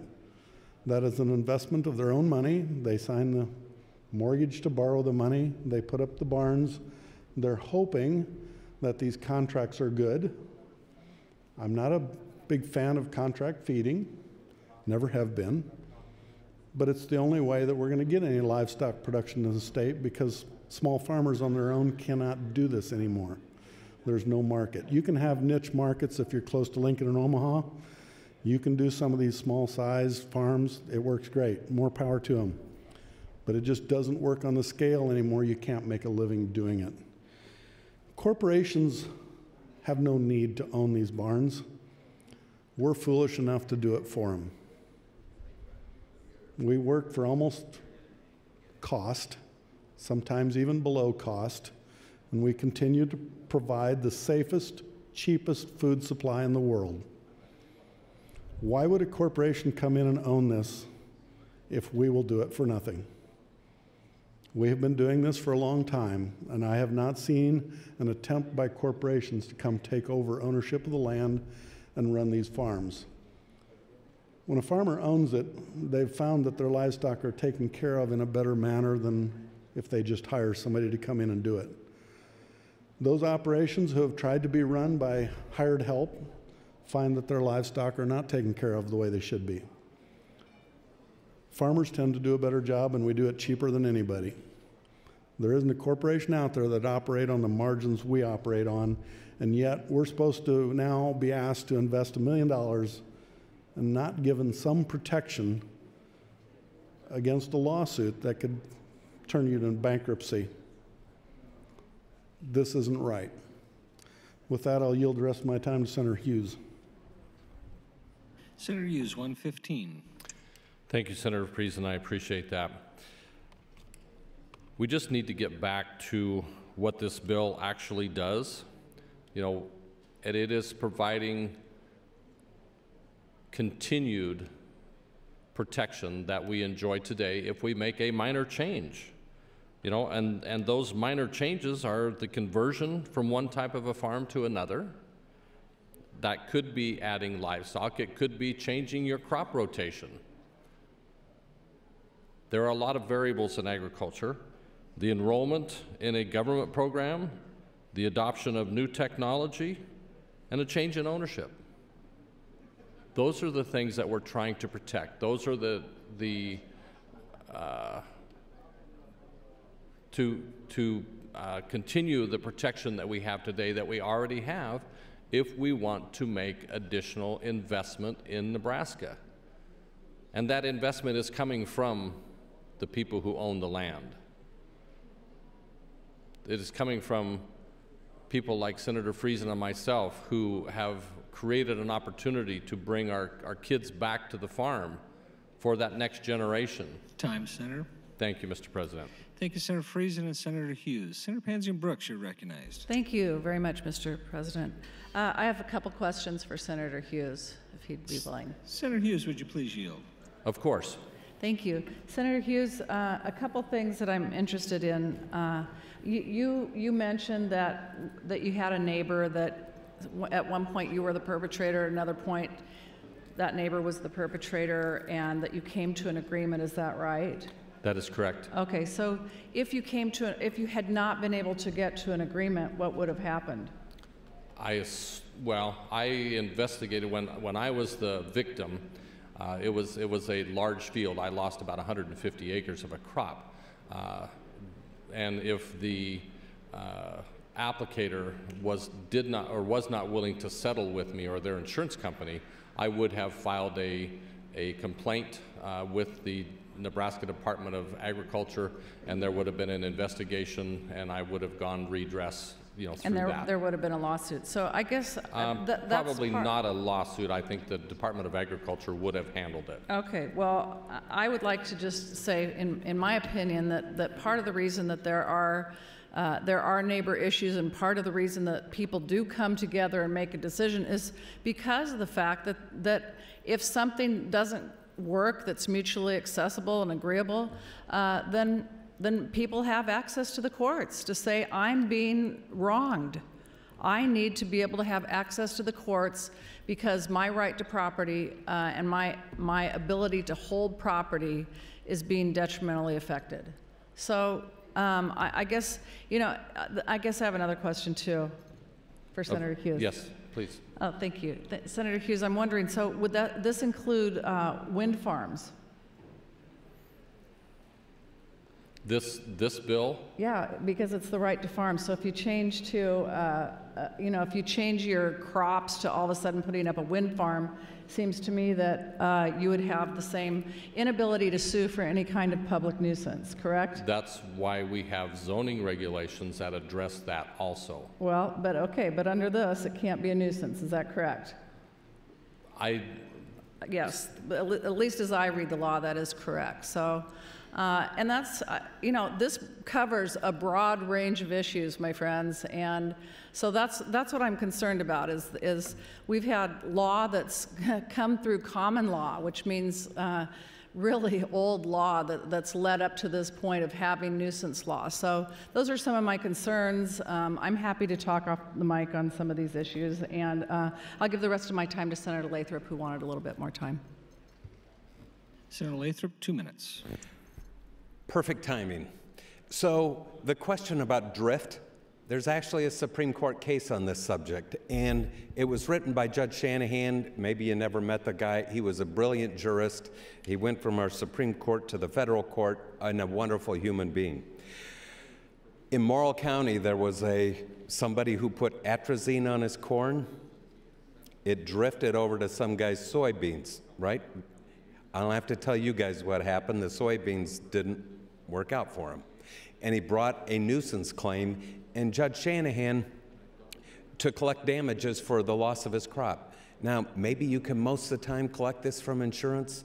Sometimes you can't sue the insurance company of your neighbor directly, so you have to sue the neighbor. The cause of action is for private nuisance. It's a tort claim, and you're trying to recover damages for the drift. That is an available part of nuisance law that would be immunized. That's part of farming operations, right? So you drift the atrazine over to the neighbors. I know when I sat on the Ag Committee previously, we talked about the weed killer, that if you apply it above 90 degrees, it turns into a cloud and drifts off into somebody else's property. That can be a nuisance. Certainly is if you're a grape grower. Apparently, a little bit of that will kill a grape crop. We got to be careful with what we're doing. Look at Hall versus Phillips. It is a private cause of action for nuisance to recover for damages created as a result of chemical drift of atrazine over to a soybean field. So that is another thing. This isn't just about the hog confinement or a chicken confinement facility. It's about a lot of things that nuisance encompasses and would be immunized here. Thank you. Thank you, Senator Pansy Brooks and Senator Lathrop. Senator Colderman, you're recognized. Thank you again, and I'd like to thank my colleagues for speaking kindly of me. Senator Lathrop and I have enjoyed a good relationship sitting next to each other here. I appreciate his point of view, and I want the public to know that we can debate these issues fair, and at the same time, at the end of the day, somebody's going to win and somebody's going to lose, and we're going to go home and we're still going to be friends. But with that said, I'm going to finish my remarks, and it's the last time we'll talk on this bill. When I left off, I was telling you about who pays for lawsuits. It's not large corporations, it's the farmers. It's the kids like the ones in my district who are trying to expand their family operations so they can come back to the farm. I signed on to this legislation because I have a lot of livestock producers in my district. Livestock producers who are good stewards of the land, who follow the DEQ requirements, who are just trying to grow and diversify their operations. Let me share a few facts with you. The University of Nebraska reports that roughly 56% of all agricultural commodity sales in Nebraska were attributed to livestock. The analyst also estimates the direct economic impact of livestock production in Nebraska is $8.5 billion. Colleagues, that's how we grow our state. The reality is that more and more people are removed from the farm. The reality is that there are people in our state who don't understand the way agriculture has grown and have tried to vilify anything that doesn't resemble the 1950 version of agriculture, that looks something like a Fisher-Price farmstead with a little red barn, 1 horse, 1 cow, a few chickens, and a pig. That's not how it exists anymore. And if it did, our country and the world would be starving today. Finally, in conclusion, I'd like to say, set the record straight. All of you, except for Senator Chambers and I, have received emails from the people that are responding to their concerns. I understand that Senator Chambers doesn't have an email address, and I understand why they're not sending him the emails. But if somebody's going to use my name and my daughter's name in an email, they ought to have the courtesy to send the same email to me that they're sending to all of you. I find that offensive. And when they say that I'm in the hip pocket of the governor, they are dead wrong. I do not take my orders from the governor. I vote against him on a few bills. We disagree on things. By and large, I think he's doing a great job. People will dispute that, but I am not in the hip pocket of anybody. I make my own decisions. I listen to the testimony, both pro and con, and I move forward. As I said, this is the last time I'll talk on this bill. I was not going to talk on it originally, but when somebody starts to attack my integrity, I will fight tooth and nail, as well as for my daughters, both of my daughters. So I thank you for listening to me this morning, and I would yield the rest of my time to Senator Hughes. Senator Hughes, 130. Thank you, Senator Calderman. You know, I think I've made about all the points. You know, we need to really focus on what this bill does and what this amendment does. You know, we're trying to do the best that we can, listening to the arguments that are being made, to extend the protections that are currently in place. We're not asking for anything new. We're just asking for the protections that I, as a farmer, enjoy today if I want to make an investment in my farm and not be put at risk. I want to make that investment in Nebraska. I want to make that investment in my family. I want to make that investment in my county. And I'm happy to do that because I enjoy the heck out of what I do. And having the opportunity to enjoy that with your kids is incredible. It doesn't always work, but when it does, that opportunity is something I wish everybody could have. This bill is about farm operators like me, the small guys. I'm not affiliated with any corporate food giant. If I had to have the opportunity to bring my kids back, that's something that I would look at. I don't want to take that off the table for anybody. Time, Senator. Thank you, Mr. President. Thank you, Senator Calderman and Senator Hughes. Senator Williams, you're recognized. Thank you, Mr. President, and good morning, colleagues, and appreciate the opportunity. This is clearly a difficult issue for many. It's also an issue that deserves good debate, questions that are being asked, and I appreciate everybody's willingness to engage in that. I wanted to talk just a little bit. The 3 counties that I'm involved with, Dawson, Custer, and the north portion of Buffalo counties, all have significant county zoning requirements. And the reason they do is because those counties are highly intensive with agriculture, in particular livestock agriculture, cattle feeding and hog feeding. And these businesses do have some issues, and they do the best job they can to deal with odor, dust, and insects. But they're never going to be perfect. I had the opportunity to visit with one of my constituents this morning that is in the hog confinement business. And he deals with many small farmers around the Broken Bow area that have put up hog facilities. It's a big investment. Each one of those small farmers invests about $2.5 million into that facility. The last thing they want to have happen is to have an issue with a neighbor. So they not only follow the restrictions that are placed on them by the county, they personally double those setback numbers so that they are further away. But that doesn't mean that there still might be a neighbor that's going to have an issue. As I understand the amendment here, this would give that neighbor a 2-year window of opportunity to look at that. One of the issues I wanted to talk about is the certainty that is necessary in agriculture to make a $2.5 million commitment. You don't make that investment without having pretty significant certainty that you're not going to run into a major long-term issue. First of all, many of those facilities are financed. That financing is not going to be available unless those issues are covered.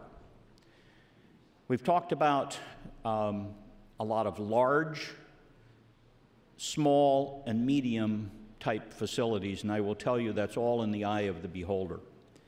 There are people that would tell you that the constituent I talk to is very large. In the world of hog feeding, he's not all that large. And the people that put up those barns that are owned by the farmer on that land are certainly small farmers.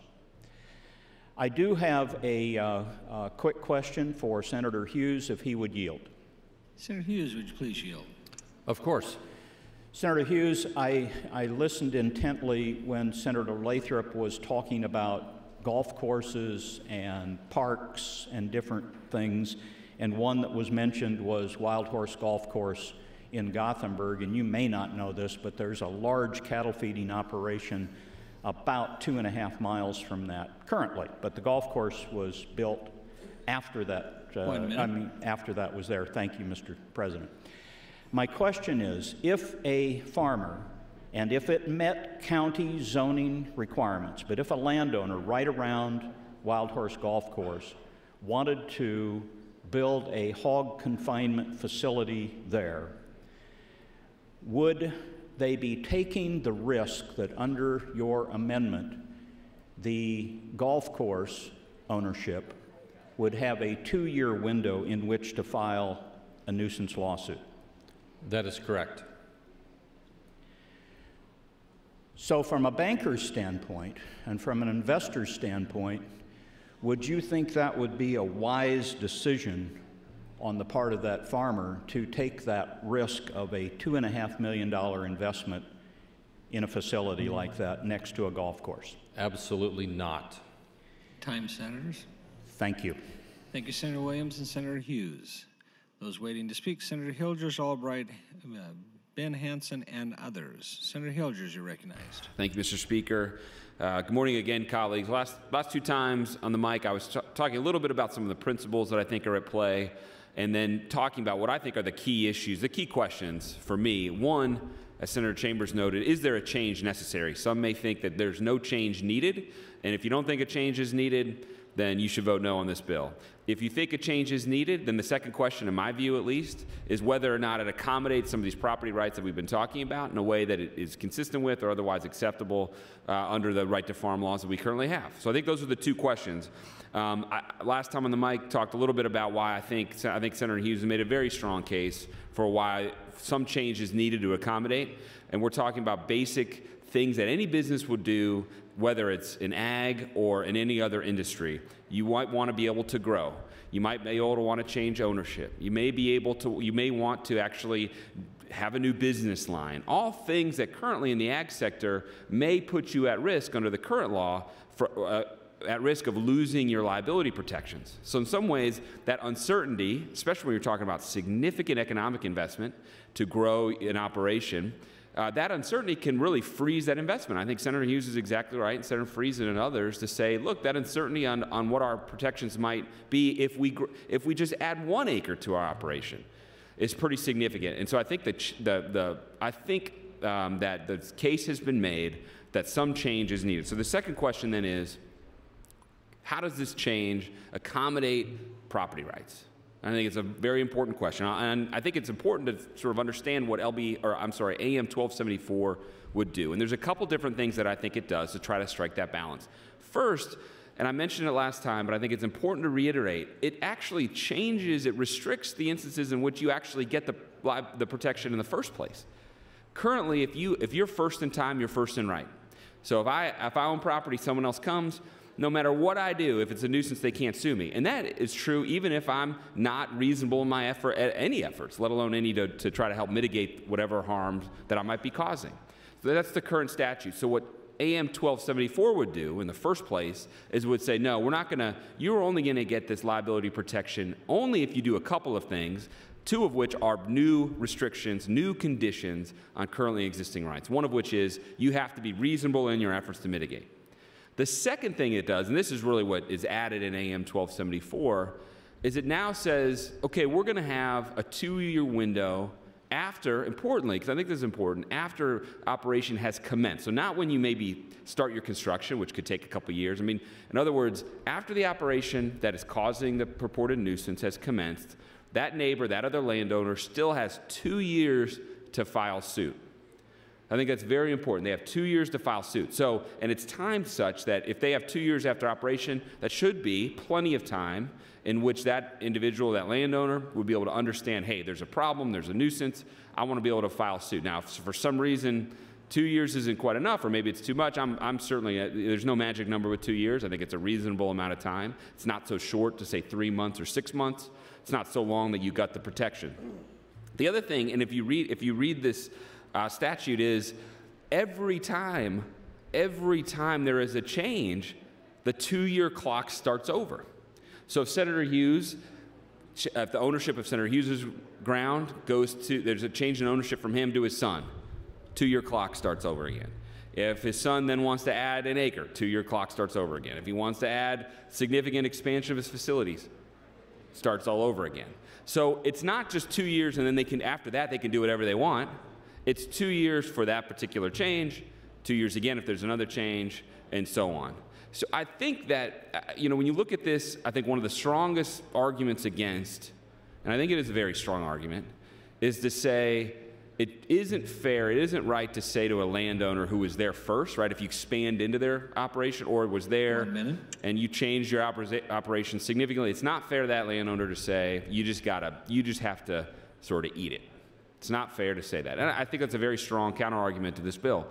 But I do think AM 1274 answers that argument. Not completely necessarily, right? I mean, if it was a complete answer to that argument, then why bring the bill in the first place? But again, when we're trying to seek accommodation, we're trying to say to farmers and producers, hey, you know what? We're going to treat you like other businesses, and we're going to ensure that you can have the certainty to invest in your operation, to grow, to change ownership, to add new business lines, whatever it might be, while still making sure that others can't use the powerful sword of an injunction to shut down your operation. Time, Senator. Thank you, Mr. Speaker. Thank you, Senator Hilger. Senator Albright, you're recognized.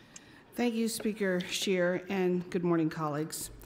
I do rise because I am now a farmer's wife of 9 years, and I do have some questions. I would like to have Senator Hilgers listen to my story because I'm going to ask you a question when I get done. I had 8 emails and I had 4 phone calls on this particular bill. And the reason I rise is for the farmer today, I want to ask about how this is this even needed for the everyday farmer today? Now, I'm not talking about a corporate farmer, but an everyday farmer today. If the city has purchased ground from a farmer that used to be a dairy farmer, he sold off a portion of his land, the big super Walmart comes in, the city starts building around the super Walmart and around his farm. Is he protected today from somebody saying that, hey, we don't like the smell, we don't like the flies, and the dust on the farm is causing us to have to wash our cars too often? I mean, is that farmer today protected?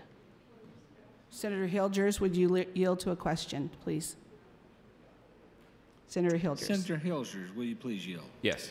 So my question is this particular incident covered today, that they really wouldn't have grounds to sue? My understanding is if there's your hypothetical, you have a current landowner sells or some change in ownership of some of their land. No change in ownership, just selling the land to a super Walmart. Well, if you take some land and sell it to someone, that ownership changes to someone else now owns that land. I think under the current statute, as I understand them, someone could correct me if I'm wrong, the other landowner with that change of ownership without the statute would then have a cause of action to sue. So then I rise in major support of all of this, because in that instance, that farmer was there, he sold his land to somebody else, and the city builds up around it, and then all of a sudden he's responsible? I guess that is why I would in fact rise to protect the farm families of today. But I will tell you, in all honesty, the reason, besides property taxes, that I'm here today standing is I was very much aggravated with packer ownership of livestock. But I have come to realize that we are growing Nebraska, and that is where the most number of people on this floor chose to have packer ownership of livestock in the state of Nebraska. So to be able to protect the farmer that chooses to build that hog confinement or bird confinement or whatever for large corporate farming. This obviously is why we're here, but I'm also going to say that I cannot not stand and protect the everyday farmer like we are. What do you do though? And Senator Hughes, can you yield to a question, please? Senator Hughes, would you please yield? Of course. What if you are in a county that is livestock friendly but has no zoning or planning board? How is the neighbor that comes in that is sitting on one of those acreages and has 6 kids and they like their horses, but gosh, we didn't know that the farmer next door was going to put in 3 hog sheds? I mean, is that one of the reasons that we would protect the farming community from something like that? Is that the reason that we would have this bill? That's not the reason we have this bill. That's a local issue, that local zoning, and for whatever reason, that county has chosen not to have local zoning issues. I spent enough time on the school board that I don't like the legislature dictating to local individuals in their area of jurisdiction. And I know there are 10 counties that do not have zoning, and I've heard various reasons why they don't want to have that zoning. Mm-hmm. I don't think that's wise on their part. I think they should have zoning for instances like this, mm-hmm. But I can't address why that county should not be taking care of their own business. Right. Okay. And just one more quick question before I lose my time is, I mean, how many actual... Time, Senator. You have lost your time. Thank you, Senator Albright, Hilgers, and Hughes. Mr. Clerk, for a motion. Mr. President, priority motion, Senator Chambers would move to recommit the bill to committee. Thank you, Mr. Clerk. Senator Chambers, you're welcome to open. Thank you, Mr. President, members of the legislature. I've been here for all of the discussion, and there are people who will yield time to Senator Hughes, which is understandable. He's the introducer. So I have to create my opportunities to speak. And I've used this methodology on other bills. The conversation between Senator Albright and Senator Hughes was not only interesting, it bears out what I say. Ordinary people are in counties where they have no protection whatsoever. You keep hearing people talk about zoning laws, but there are counties where there are no zoning laws. So Costco, Smithfield, anybody can come in there and do anything they want to. And the legislature has an obligation to not enact legislation which can be utilized to oppress people who do not have a county or any other agency to protect their rights. Senator Albright described a family. If that family happens to be in one of these counties, then a huge hog operation, a feedlot, anything can come in. And there is no way anybody in that county can go to court because this bill shuts the door to the courthouse. There is nothing that would prevent them. The statute allows them to do it. And this insertion of obeying zoning laws is thrown in as a sop for the suckers. You all are suckers on this floor. And the rural senators have not been honest.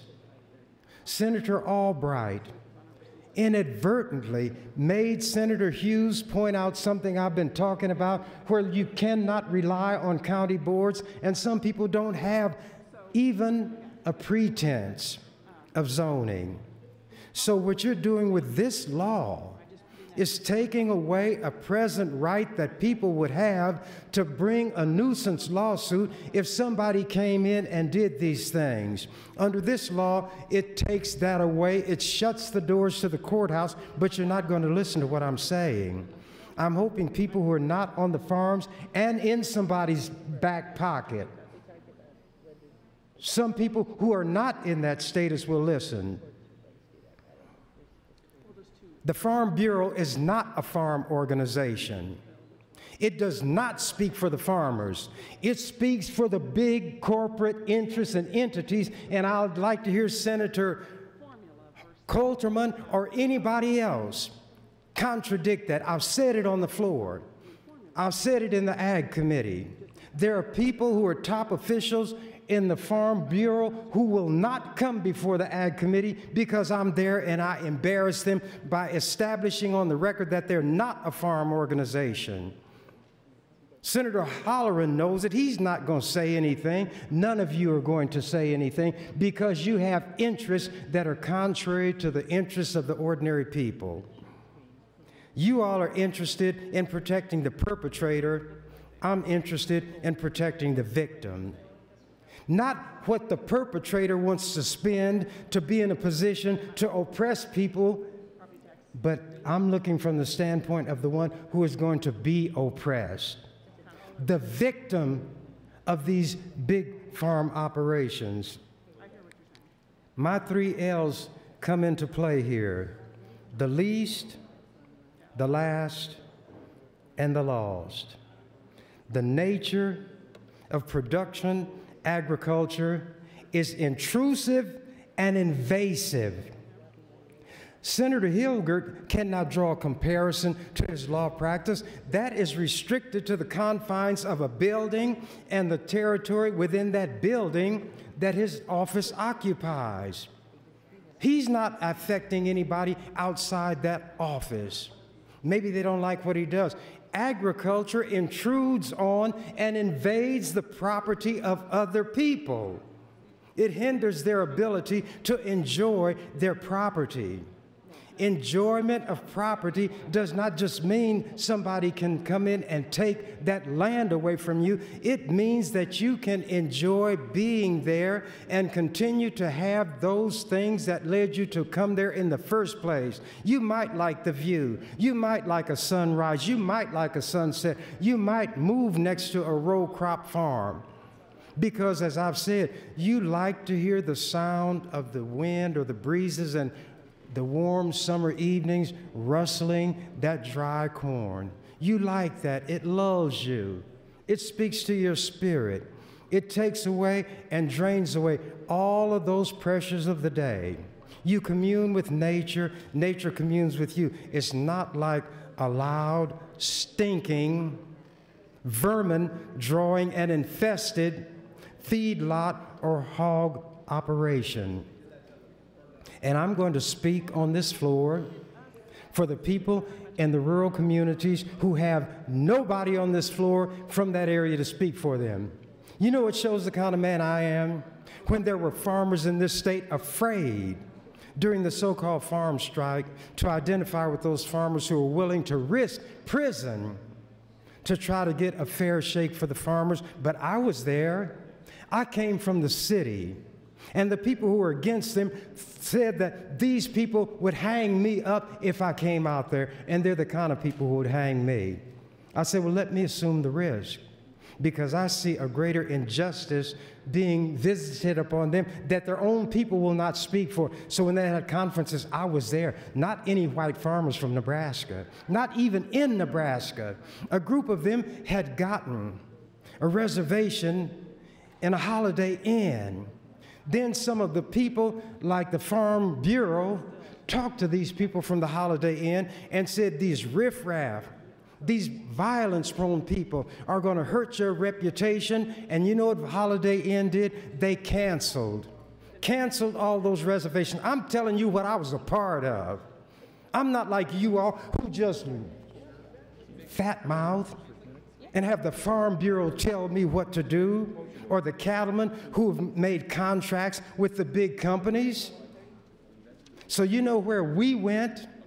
I went into a Quonset hut in midwinter with no heat, but I was there and I spoke and I gave my honest views about the problems between black people and white people, and how white people will go to the devil himself when they need help, which is what they were doing in this instance.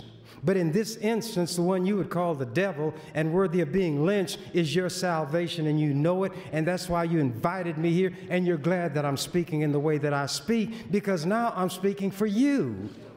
When I was speaking the same way for me and mine, you hated me and everything I said. But now that I'm using those same tactics to speak for you and yours, and here's what I did. I like dramatic effect.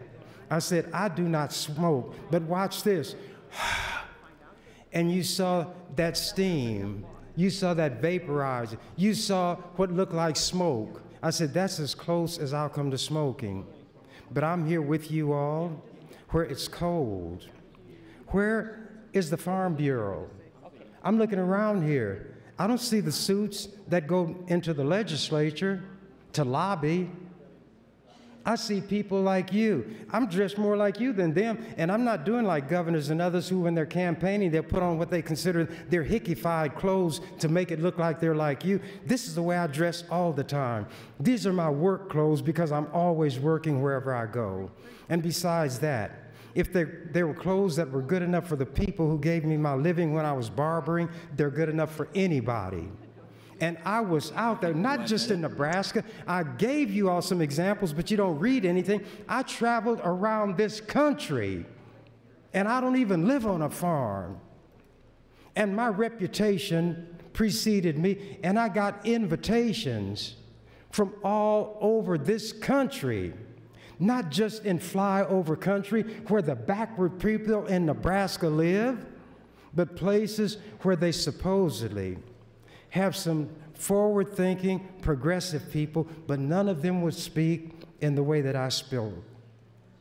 The FBI, I found out from the records I could get through Freedom of Information, they monitored everywhere I went, everything I said. And you know what the statement always was that they'd write? No violence, no untoward incidents. They had branded me as one who advocates violence, who spreads disorder. Thank you, Mr. President. Thank you, Senator Chambers. Colleagues, a number of you have been asking about the final time on this bill. It is my intent to go to lunch at somewhere between 11:40 and 45.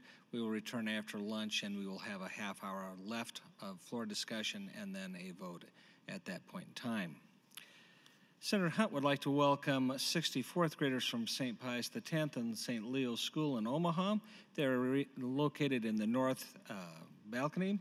Among those visitors is Amaya Quick, the granddaughter of Senator Quick. Would you please stand and be recognized?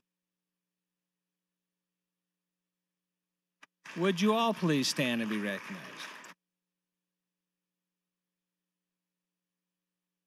Thank you for coming down and visiting. Returning to the queue, those waiting to speak, Senator Ben Hansen, Senator Lathrop, Chambers, and Hunt, and others. Senator Ben Hansen, you're recognized. Thank you, Mr. Speaker. I have gotten, this isn't in reference to Senator Chambers' motion so much as it is to the underlying bill and the amendment. I've gotten emails, texts, phone calls from people in my district both in favor and opposed to this bill, and so I think it's behoven upon me to ask Senator Hughes a few questions that some of my constituents have asked of me, just to make sure we're clear, because I know we hear from Senator Lathrop and Senator Hilgers a lot of the legality, a lot of the terminology about how this would flesh out maybe in the courts, but I kind of want to bring it down just a little bit more to some layman's terms, not just for myself, but also my constituents and other people that might be watching and listening. So if Senator Hughes would yield to a couple of questions, please. Senator Hughes, would you please yield? Of course. Okay, these are just a few questions I got from my constituents, and I was hoping you can kind of clarify, even though some of these have already been clarified before from other senators, but maybe just if you could refresh us a little bit and kind of fill me in. The first question is, does this provide immunity to large corporations from a nuisance lawsuit from anyone? And I just, Senator Chambers, you had mentioned this a little bit, like for instance, like a small farmer, and then a corporation comes in and buys the small farmer out and then expands. Would this provide immunity to that farm, to that corporation? If it is a corporation, they have corporate immunity. Okay. How about like does that include like a large farm, such as a chicken barn? That Well, I guess I need to step back a little bit from that. I got a look from Senator Lathrop that I misspoke, and I appreciate the aid, the visual aid, Senator Lathrop. Yes, that immunity would pass, but there is a time frame that they have to meet. If there's a change in ownership, change in type of operation, that's what the 2-year window is. That 2-year time frame begins when that change commences. So if it's ownership, that's one, the clock ticks there. If they are expanding, adding pins or something like that, it's not when they start building the pins, it's when they enter the livestock into those pins. That's when the 2-year clock starts ticking. Okay, thank you. And under what circumstances could someone sue a business that expands or establishes an operation near a house?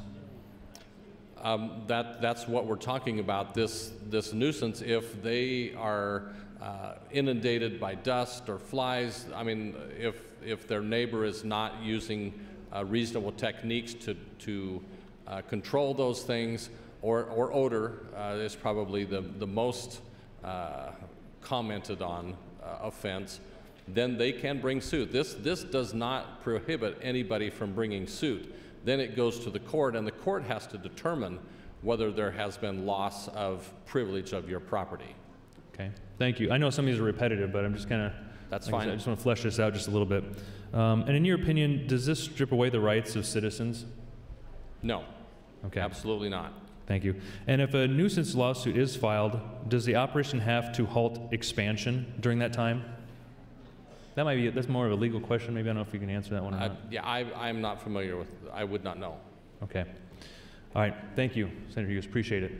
And so this is something I had to deal with being on the city council in Blair. This is something I'm sure anybody who's been on a county board or city council, any kind of that kind of position, like this is the rub, right? This is the rub, the gray area between someone owning a house and enjoying the house, and enjoying their land, enjoying their property, and someone looking to expand their business.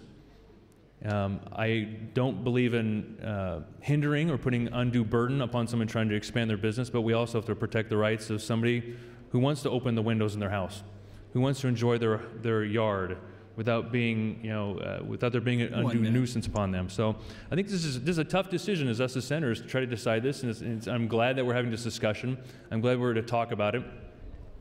And I think one of the best ways that we can help our property tax crisis in our state is expansion of business. Both smaller farmers looking to diversify their operation or expand, or larger operations. That's one of the best ways that we can decrease property tax in our state, increase revenue, increase business. I also believe smaller government, and that's just a personal thing with me, smaller government and controlling our costs as a government is also another big way that we can help reduce the property tax burden.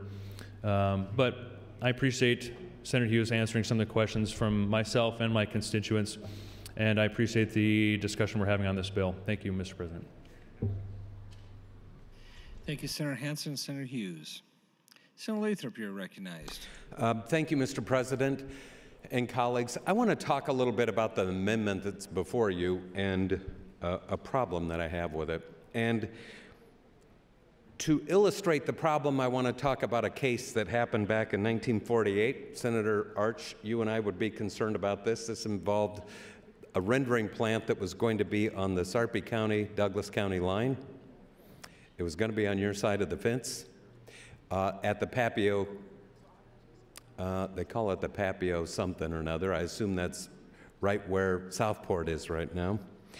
And this outfit came in and they bought the property and they wanted to build a rendering plant. And if you know anything about rendering plants, I don't, but I read this opinion, not a good thing. You don't want to live next to one. And a bunch of neighbors that lived in what's now really a developed metropolitan area, but not back in 1948, they brought a lawsuit. And understand, these things are equity actions. That probably doesn't mean anything to you. It does to lawyers. To get an injunction is an equity action. So you ask the court, hey, I need to have you restrain somebody from doing something that's about to cause me harm. And the court in this case, so these people hadn't built the plant. They bought the land and it was zoned rural. It was a rural area at the time, and they wanted to put a rendering plant up there. And they got a lawsuit from people who lived in the area, whatever that means. I assume they were other farmers back at the time. And the court went through this and they said, there hasn't been a nuisance yet. This is not an unlawful and a nuisance per se. That means that every time somebody does a rendering plant, it doesn't make it a nuisance. It's only a nuisance if it's bothering other neighbors. And because it hasn't been built yet, I can't give you an injunction and stop them from building it. Now, maybe after they start operating it, it would have been a nuisance. And it really illustrates this point and a problem I have with the amendment. The amendment basically says after 2 years, it can be the biggest nuisance on the face of the state map, but you can't do anything about it. Okay? That would be what we'd call a statute of limitations. You can't sue except for within those 2 years. And this case is important for this reason. The clock starts here on things that don't have anything to do with the smell and the flies in the pool. The clock starts when one of these events happens.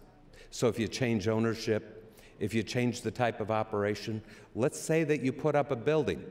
You start the hog confinement operation, and we keep picking on those guys because that seems to be the most common type. You do that, and there's some other issues about size and what's a change in size and that sort of thing, but it hasn't started to stink yet. And if you don't have an opportunity, if you say you got 2 years to file suit, but I can't show that it's affecting me yet, and after I can show that it's affecting me, you're saying you can't sue anymore, there's a problem. And the problem comes in this way, or it can be resolved in one of two ways. One is you can make it 4 years, which is a very common statute of limitations. You got 4 years to bring your suit. If you don't bring your suit, tough. Okay? The other thing is you can change the starting point. If you want to have it 2 years, then say 2 years from the date the conditions exist that you complain of. So if you think the nuisance is the smell is intolerable, and that starts on January 1st, 2018, you'd have 2 years from that date, not 2 years from the date they built the pen and it didn't start to cause a problem. Does that make sense? So one of the concerns I have with the amendment is the starting point from when the 2 years begins and the fact that the 2 years is a very short period of time. It would be like in malpractice, if you want to sue your doctor, we have a 2-year statute of limitations for that. This would be like saying, I went to an orthopedic surgeon for my wrist. I have carpal tunnel. We treated for a year and a half. We treated for 2 years. And for 2 years, he had me in a splint, and he had me on anti-inflammatories, whatever it is. And then he did surgery and cut on the wrong arm. And if we had a statute of limitations that started from the date that I treated with that guy, I'd have no remedy. But in the law, you start from the date of the harm. Time, Senator. And that's where this amendment misses the mark. Thank you. Thank you, Senator Lathrop. Mr. Clerk. For announcement.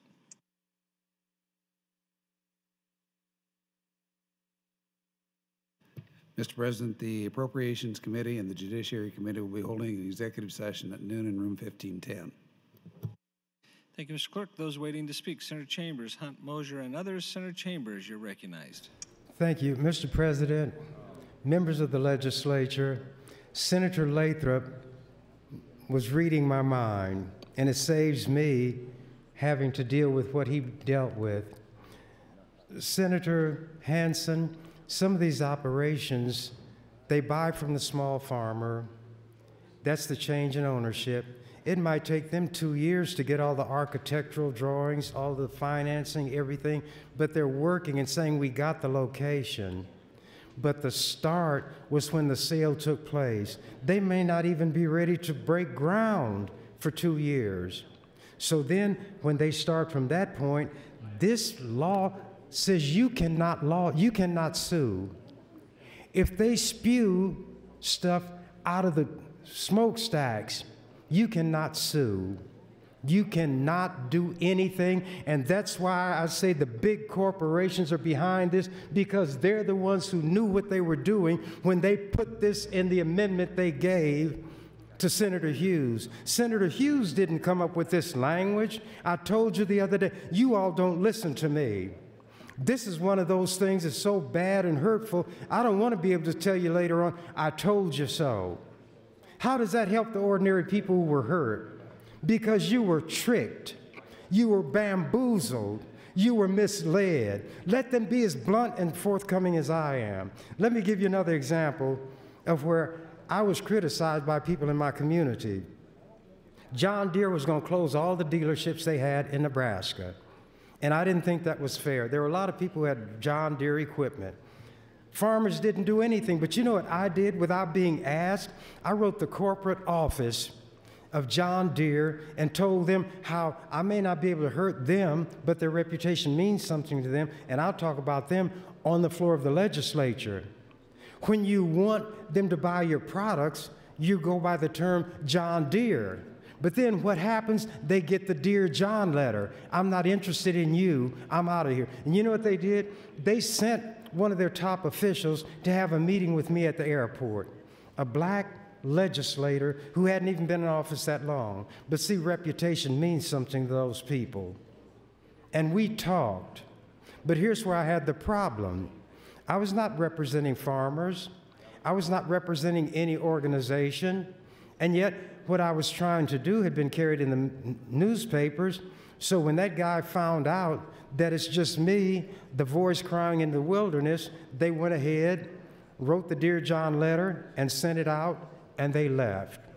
Farmers, like other people, need somebody who's willing to go their bond, somebody who can see beyond what the person in the middle of the battle cannot see, because that person is interested in survival. Farmers don't have people like me interested in them. What am I going to get out of this? The ones I'm trying to help are the ones who got term limits to get me out of office. But I believe in what I believe.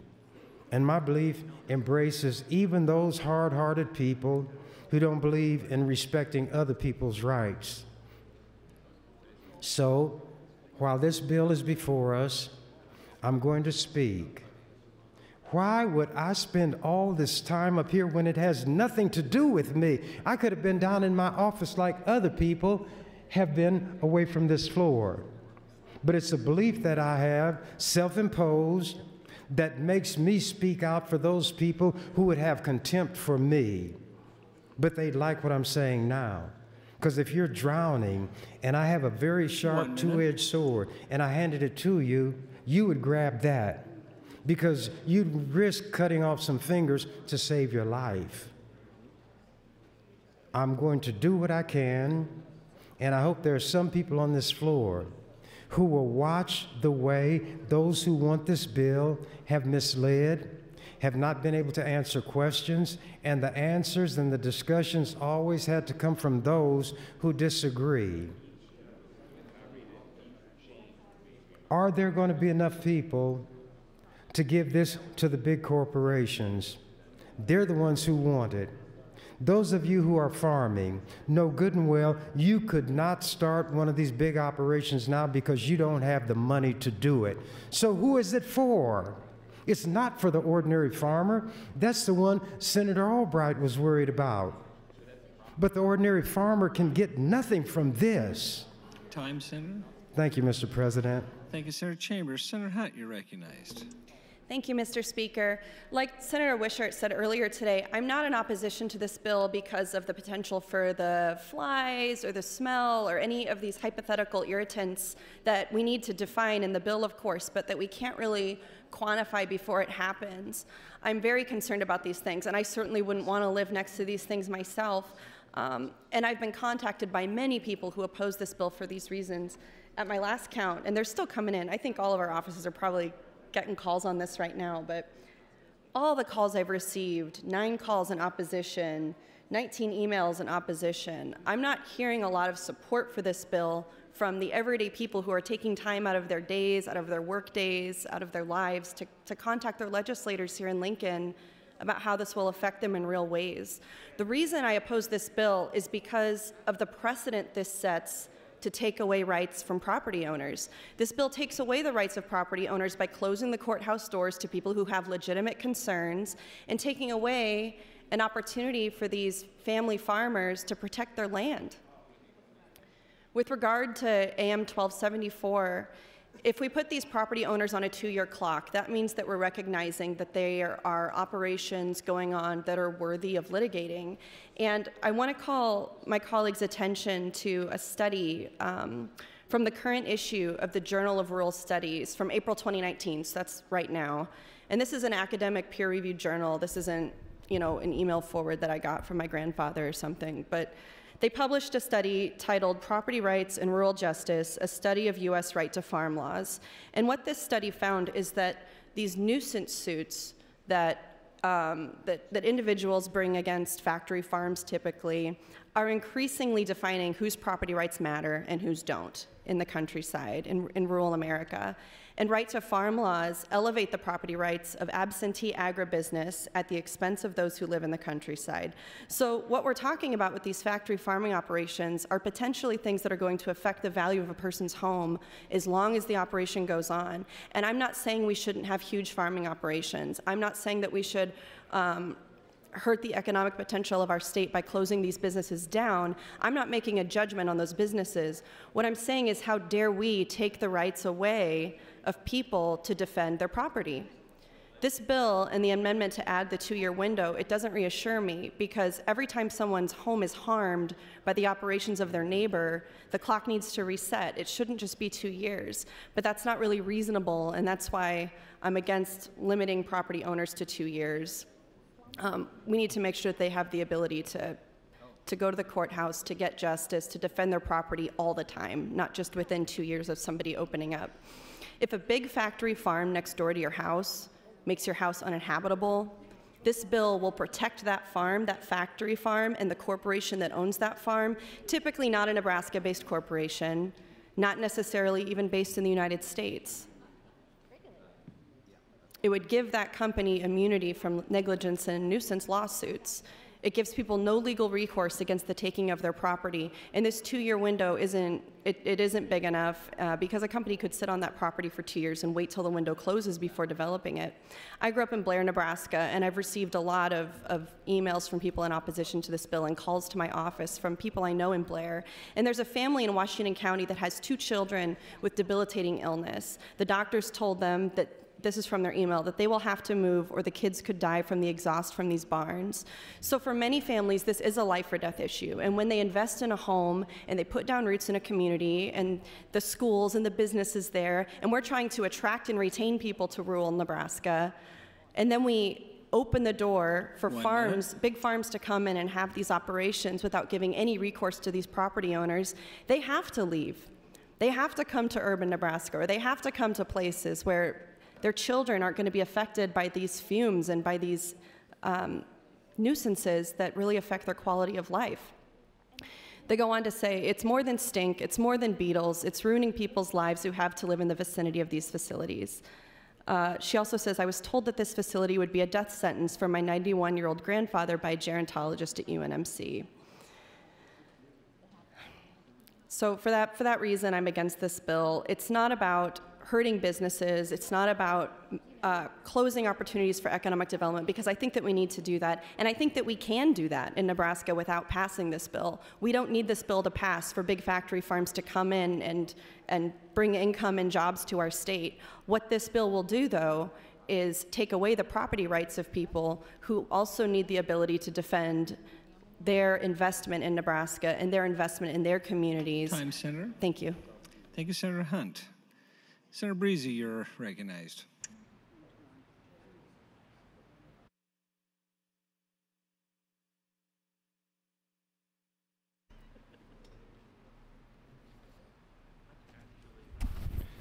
Thank you, Mr. President. Good morning again, colleagues.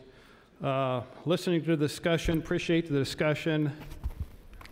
A lot of great points made on each side, but I did want to address something that Senator Lathrop and maybe a couple of the others have talked about, this concern about when this 2-year limitation begins to run. In other words, when does the statute of limitation begin to run? Typically, it begins to run when the cause of action accrues. In this situation, we're putting into statute here that the cause of action accrues at the conversion of one type of farm operation or a change in size of a farm operation. And if I'm the judge or the court trying to interpret what that means, if I'm putting together jury instructions on something like that or trying to assess what that means, I don't think I would interpret that to mean when the basement's dug or the foundation's poured for that new facility. That's intended to mean when the damages are apparent, when the aggrieved party should be concerned, when the damages become more apparent than simply the commencement of construction, the commencement of that increase in size. And so I believe that language, the language we have in here right now, will be interpreted properly. It'll be interpreted to protect the interests of the plaintiffs in these situations. And I don't share a whole lot of concern about the language we currently have now. And with that, if Senator Hughes would be interested in any additional time, I would yield my time to him. Senator Hughes, would you please yield? Thank you. Yes, thank you. Thank you, Senator Breezy. I guess I would like to try to get to a vote yet today. We need to dispense with Senator Chambers' recommit to committee.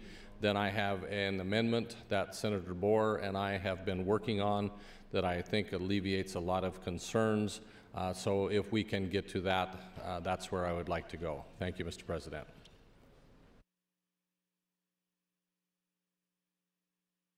Thank you, Senator Breezy and Senator Hughes. Seeing no one in the queue, Senator Chambers, you're welcome to close on your recommit motion. Mr. President, in the interest of being collegial, I'm going to withdraw, after I say a few words, that motion. I do not trust what's going on this floor this morning. Now, before it's over, you all are going to see that what I'm telling you is true. First of all, Senator Breezy had not read the statutory language because he got up and started saying very confidently that the statute of limitation, the right to sue comes when the problem and the damage becomes apparent. Then he read the language. And the 2 years doesn't start when it becomes apparent. The 2 years starts with the change of ownership. That's when the 2 years start. He had it wrong. You all are considered so dumb. And you are so dumb. You are stupid. I'm trying to stir your mind and help your people. These are not my people, except in the sense that every human being is my brother or my sister. I gained nothing from this. I lost a morning that I could have spent doing something that pertains to my bills that I can't get out of committees right now. But I said that I would withdraw this motion, and I'm going to see the next stratagem that they bring to fool and trick and bamboozle you suckers. Mr. President, I withdraw that motion. Thank you, Senator Chambers. Mr. Clerk. Oh, Senator Hughes, you're recognized. Are you wishing to withdraw your motion? Yes, I do wish to withdraw AM 1274, Mr. President. So ordered. Mr. Clerk. Mr. President, Senator Hughes would then offer AM 1287. Senator Hughes, you're welcome to open on AM 1287. Thank you, Mr. President. Colleagues, I do want to give credit to Senator Bohr for helping me with this. I would refer to this amendment as the DeBoer-Hughes amendment. What we have done, we're seeming to get hung up on the time frame, the 2 years, and I want to make it very, very clear that it is not at the commencement of construction. It is for a livestock operation. The 2-year time begins when the animals enter the building or the pen. That's when the 2-year time clock starts. That is my intent. What the latest version of 227, I think this is 227.03, 0.04, I've lost count. We do make that the time clock changes every time one of the changes occurs. So anytime there's a change in ownership, the clock starts. Anytime there's a change, enrollment, reduction into government programs, the clock starts. The adoption of new technology, the clock starts.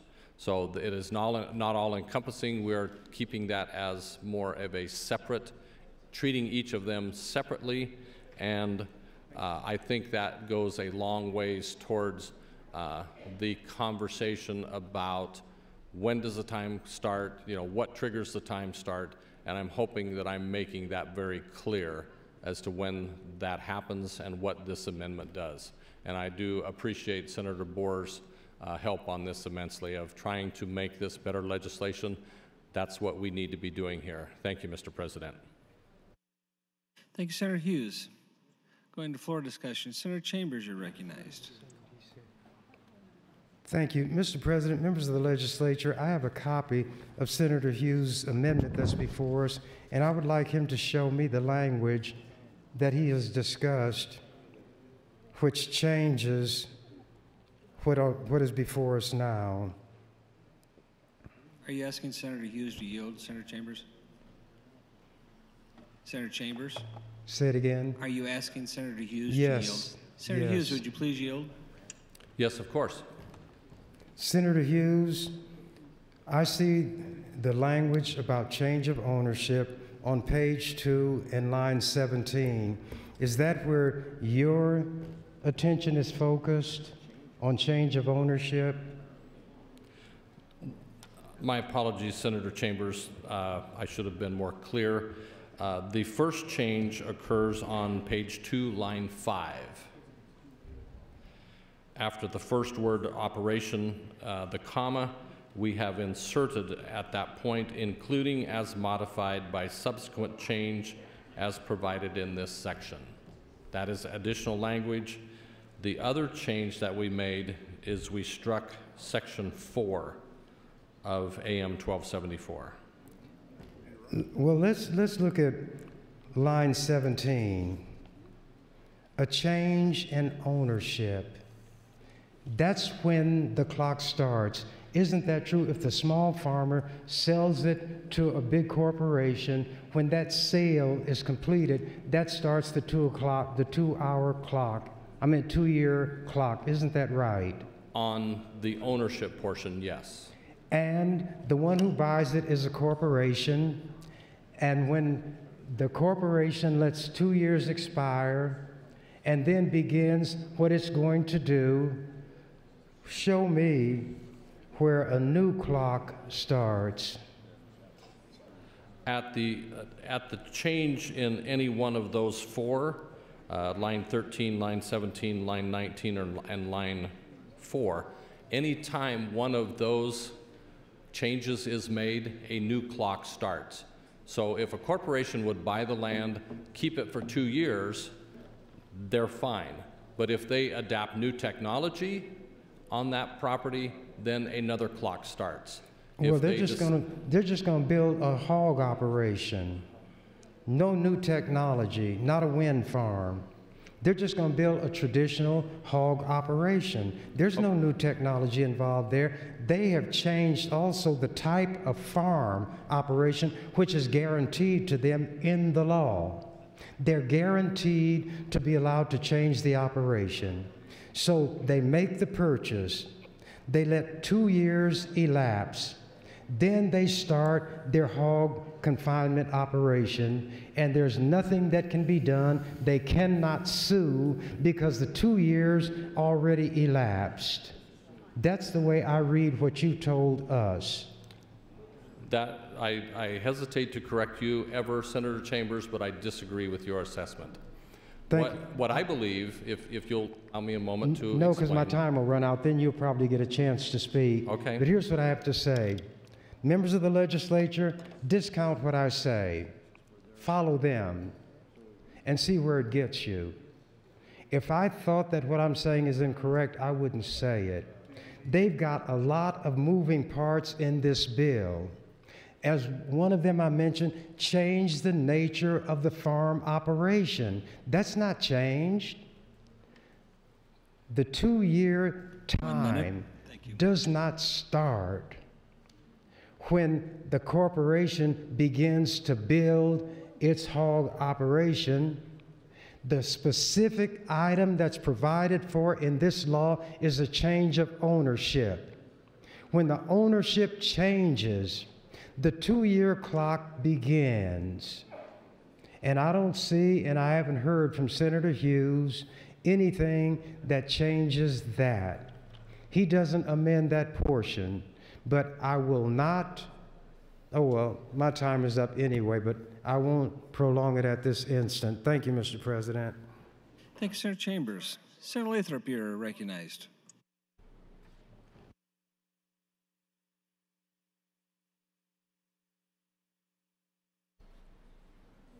Thank you, Mr. President and colleagues.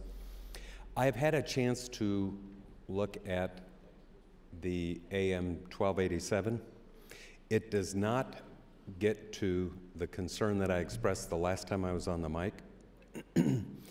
I also have a concern, and I think this may be the point Senator Chambers made. In the amendment, the 2-year clock starts on the happening of any one of 3 or 4 different types of events, right? One of them is a change in the size. What we don't know from this is what that means, right?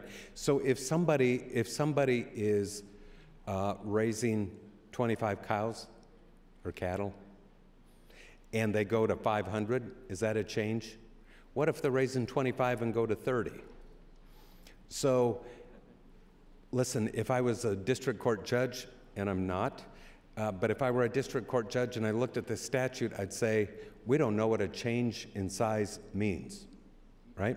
What we're concerned with here, I think everybody understands on the floor, because we keep talking about these big confinement facilities and going from you know, sort of the mom and pop small family farm, right, to a big confinement facility. But that's a spectrum in terms of numbers. And where does it become a change? When does it become a change? Is it become a change every time somebody puts in size, every time somebody adds 5 cows or 5 cattle? So that's an issue. It is a significant issue that we start the statute of limitations on these types of causes of action before the problem is evident. So you heard Senator Hilgers earlier talk about this concept of notice in the law. Like, if I got a cause of action, I can't do it anticipatory like those people did with the rendering plant. I got to wait for something bad to happen. Well, my concern with the amendment is that those things can happen without a nuisance being created yet. And if the nuisance doesn't develop, or the odors attendant with a hog confinement facility aren't evident for 2 years, you've never had a chance to A, recognize the problem, and B, file any type of a claim. I think I'm going to go back to a theme that I've had at the mic. I think this is a poor remedy for a problem that I appreciate. I get why you want to do this. I'd help you do it. I think zoning is the right way to do it. We go down in Ag Committee, in Government Committee, or in Urban Affairs, whichever would have jurisdiction, and develop zoning requirements for these type of facilities and impose them on the communities, the counties, and they should be developed in a way where the end result is you don't have a nuisance. There's no basis for a nuisance claim because we've properly zoned and developed zoning regulations that make it impossible or nearly impossible, and we have separated these operations and the problems that are attendant with them from the neighbors. And that's something that can be done with zoning, and then if we can all agree on what that looks like, then you can't bring one of these suits. But just to say we're not going to let somebody bring them before they even know they have a problem, and it's ruining people's property or their quiet enjoyment. 1 minute. I mean, we're all like individual liberty, right? This land's mine. I'm going to do what I want with it. That's true, and that's a firmly held principle of the law. So too is the principle that you can't do something on your property that interferes with my use. And it's not just, even today, it's not just any smell or a couple of flies. It has to be a substantial interference. And the cases that you read that have been decided by the Supreme Court and the Court of Appeals all talk about basically making someone's residence uninhabitable. And it's not just homes. It can be somebody's investment in a golf course, the state's interest in a state park. These things are real, and we need to work through them before this thing should become law. And I'm going to tell you, I think the answer is in a zoning regulation that's thought through when we bring people in, and we don't just try to do this with the sheer number of people who are concerned about what one organization is telling them to do in here, because it's bad policy. Thank you. Thank you, Senator Lathrop. Mr. Clerk. Mr. President, I do have a priority motion. First of all, a reminder that the Appropriations and Judiciary Committee will be holding an executive session at noon in room 1510. And then Senator Boston will move to recess until 1:30 p.m. Colleagues, you've heard the motion to recess. All those in favor, please say aye. Any opposed, say nay. That was too low. We are in recess.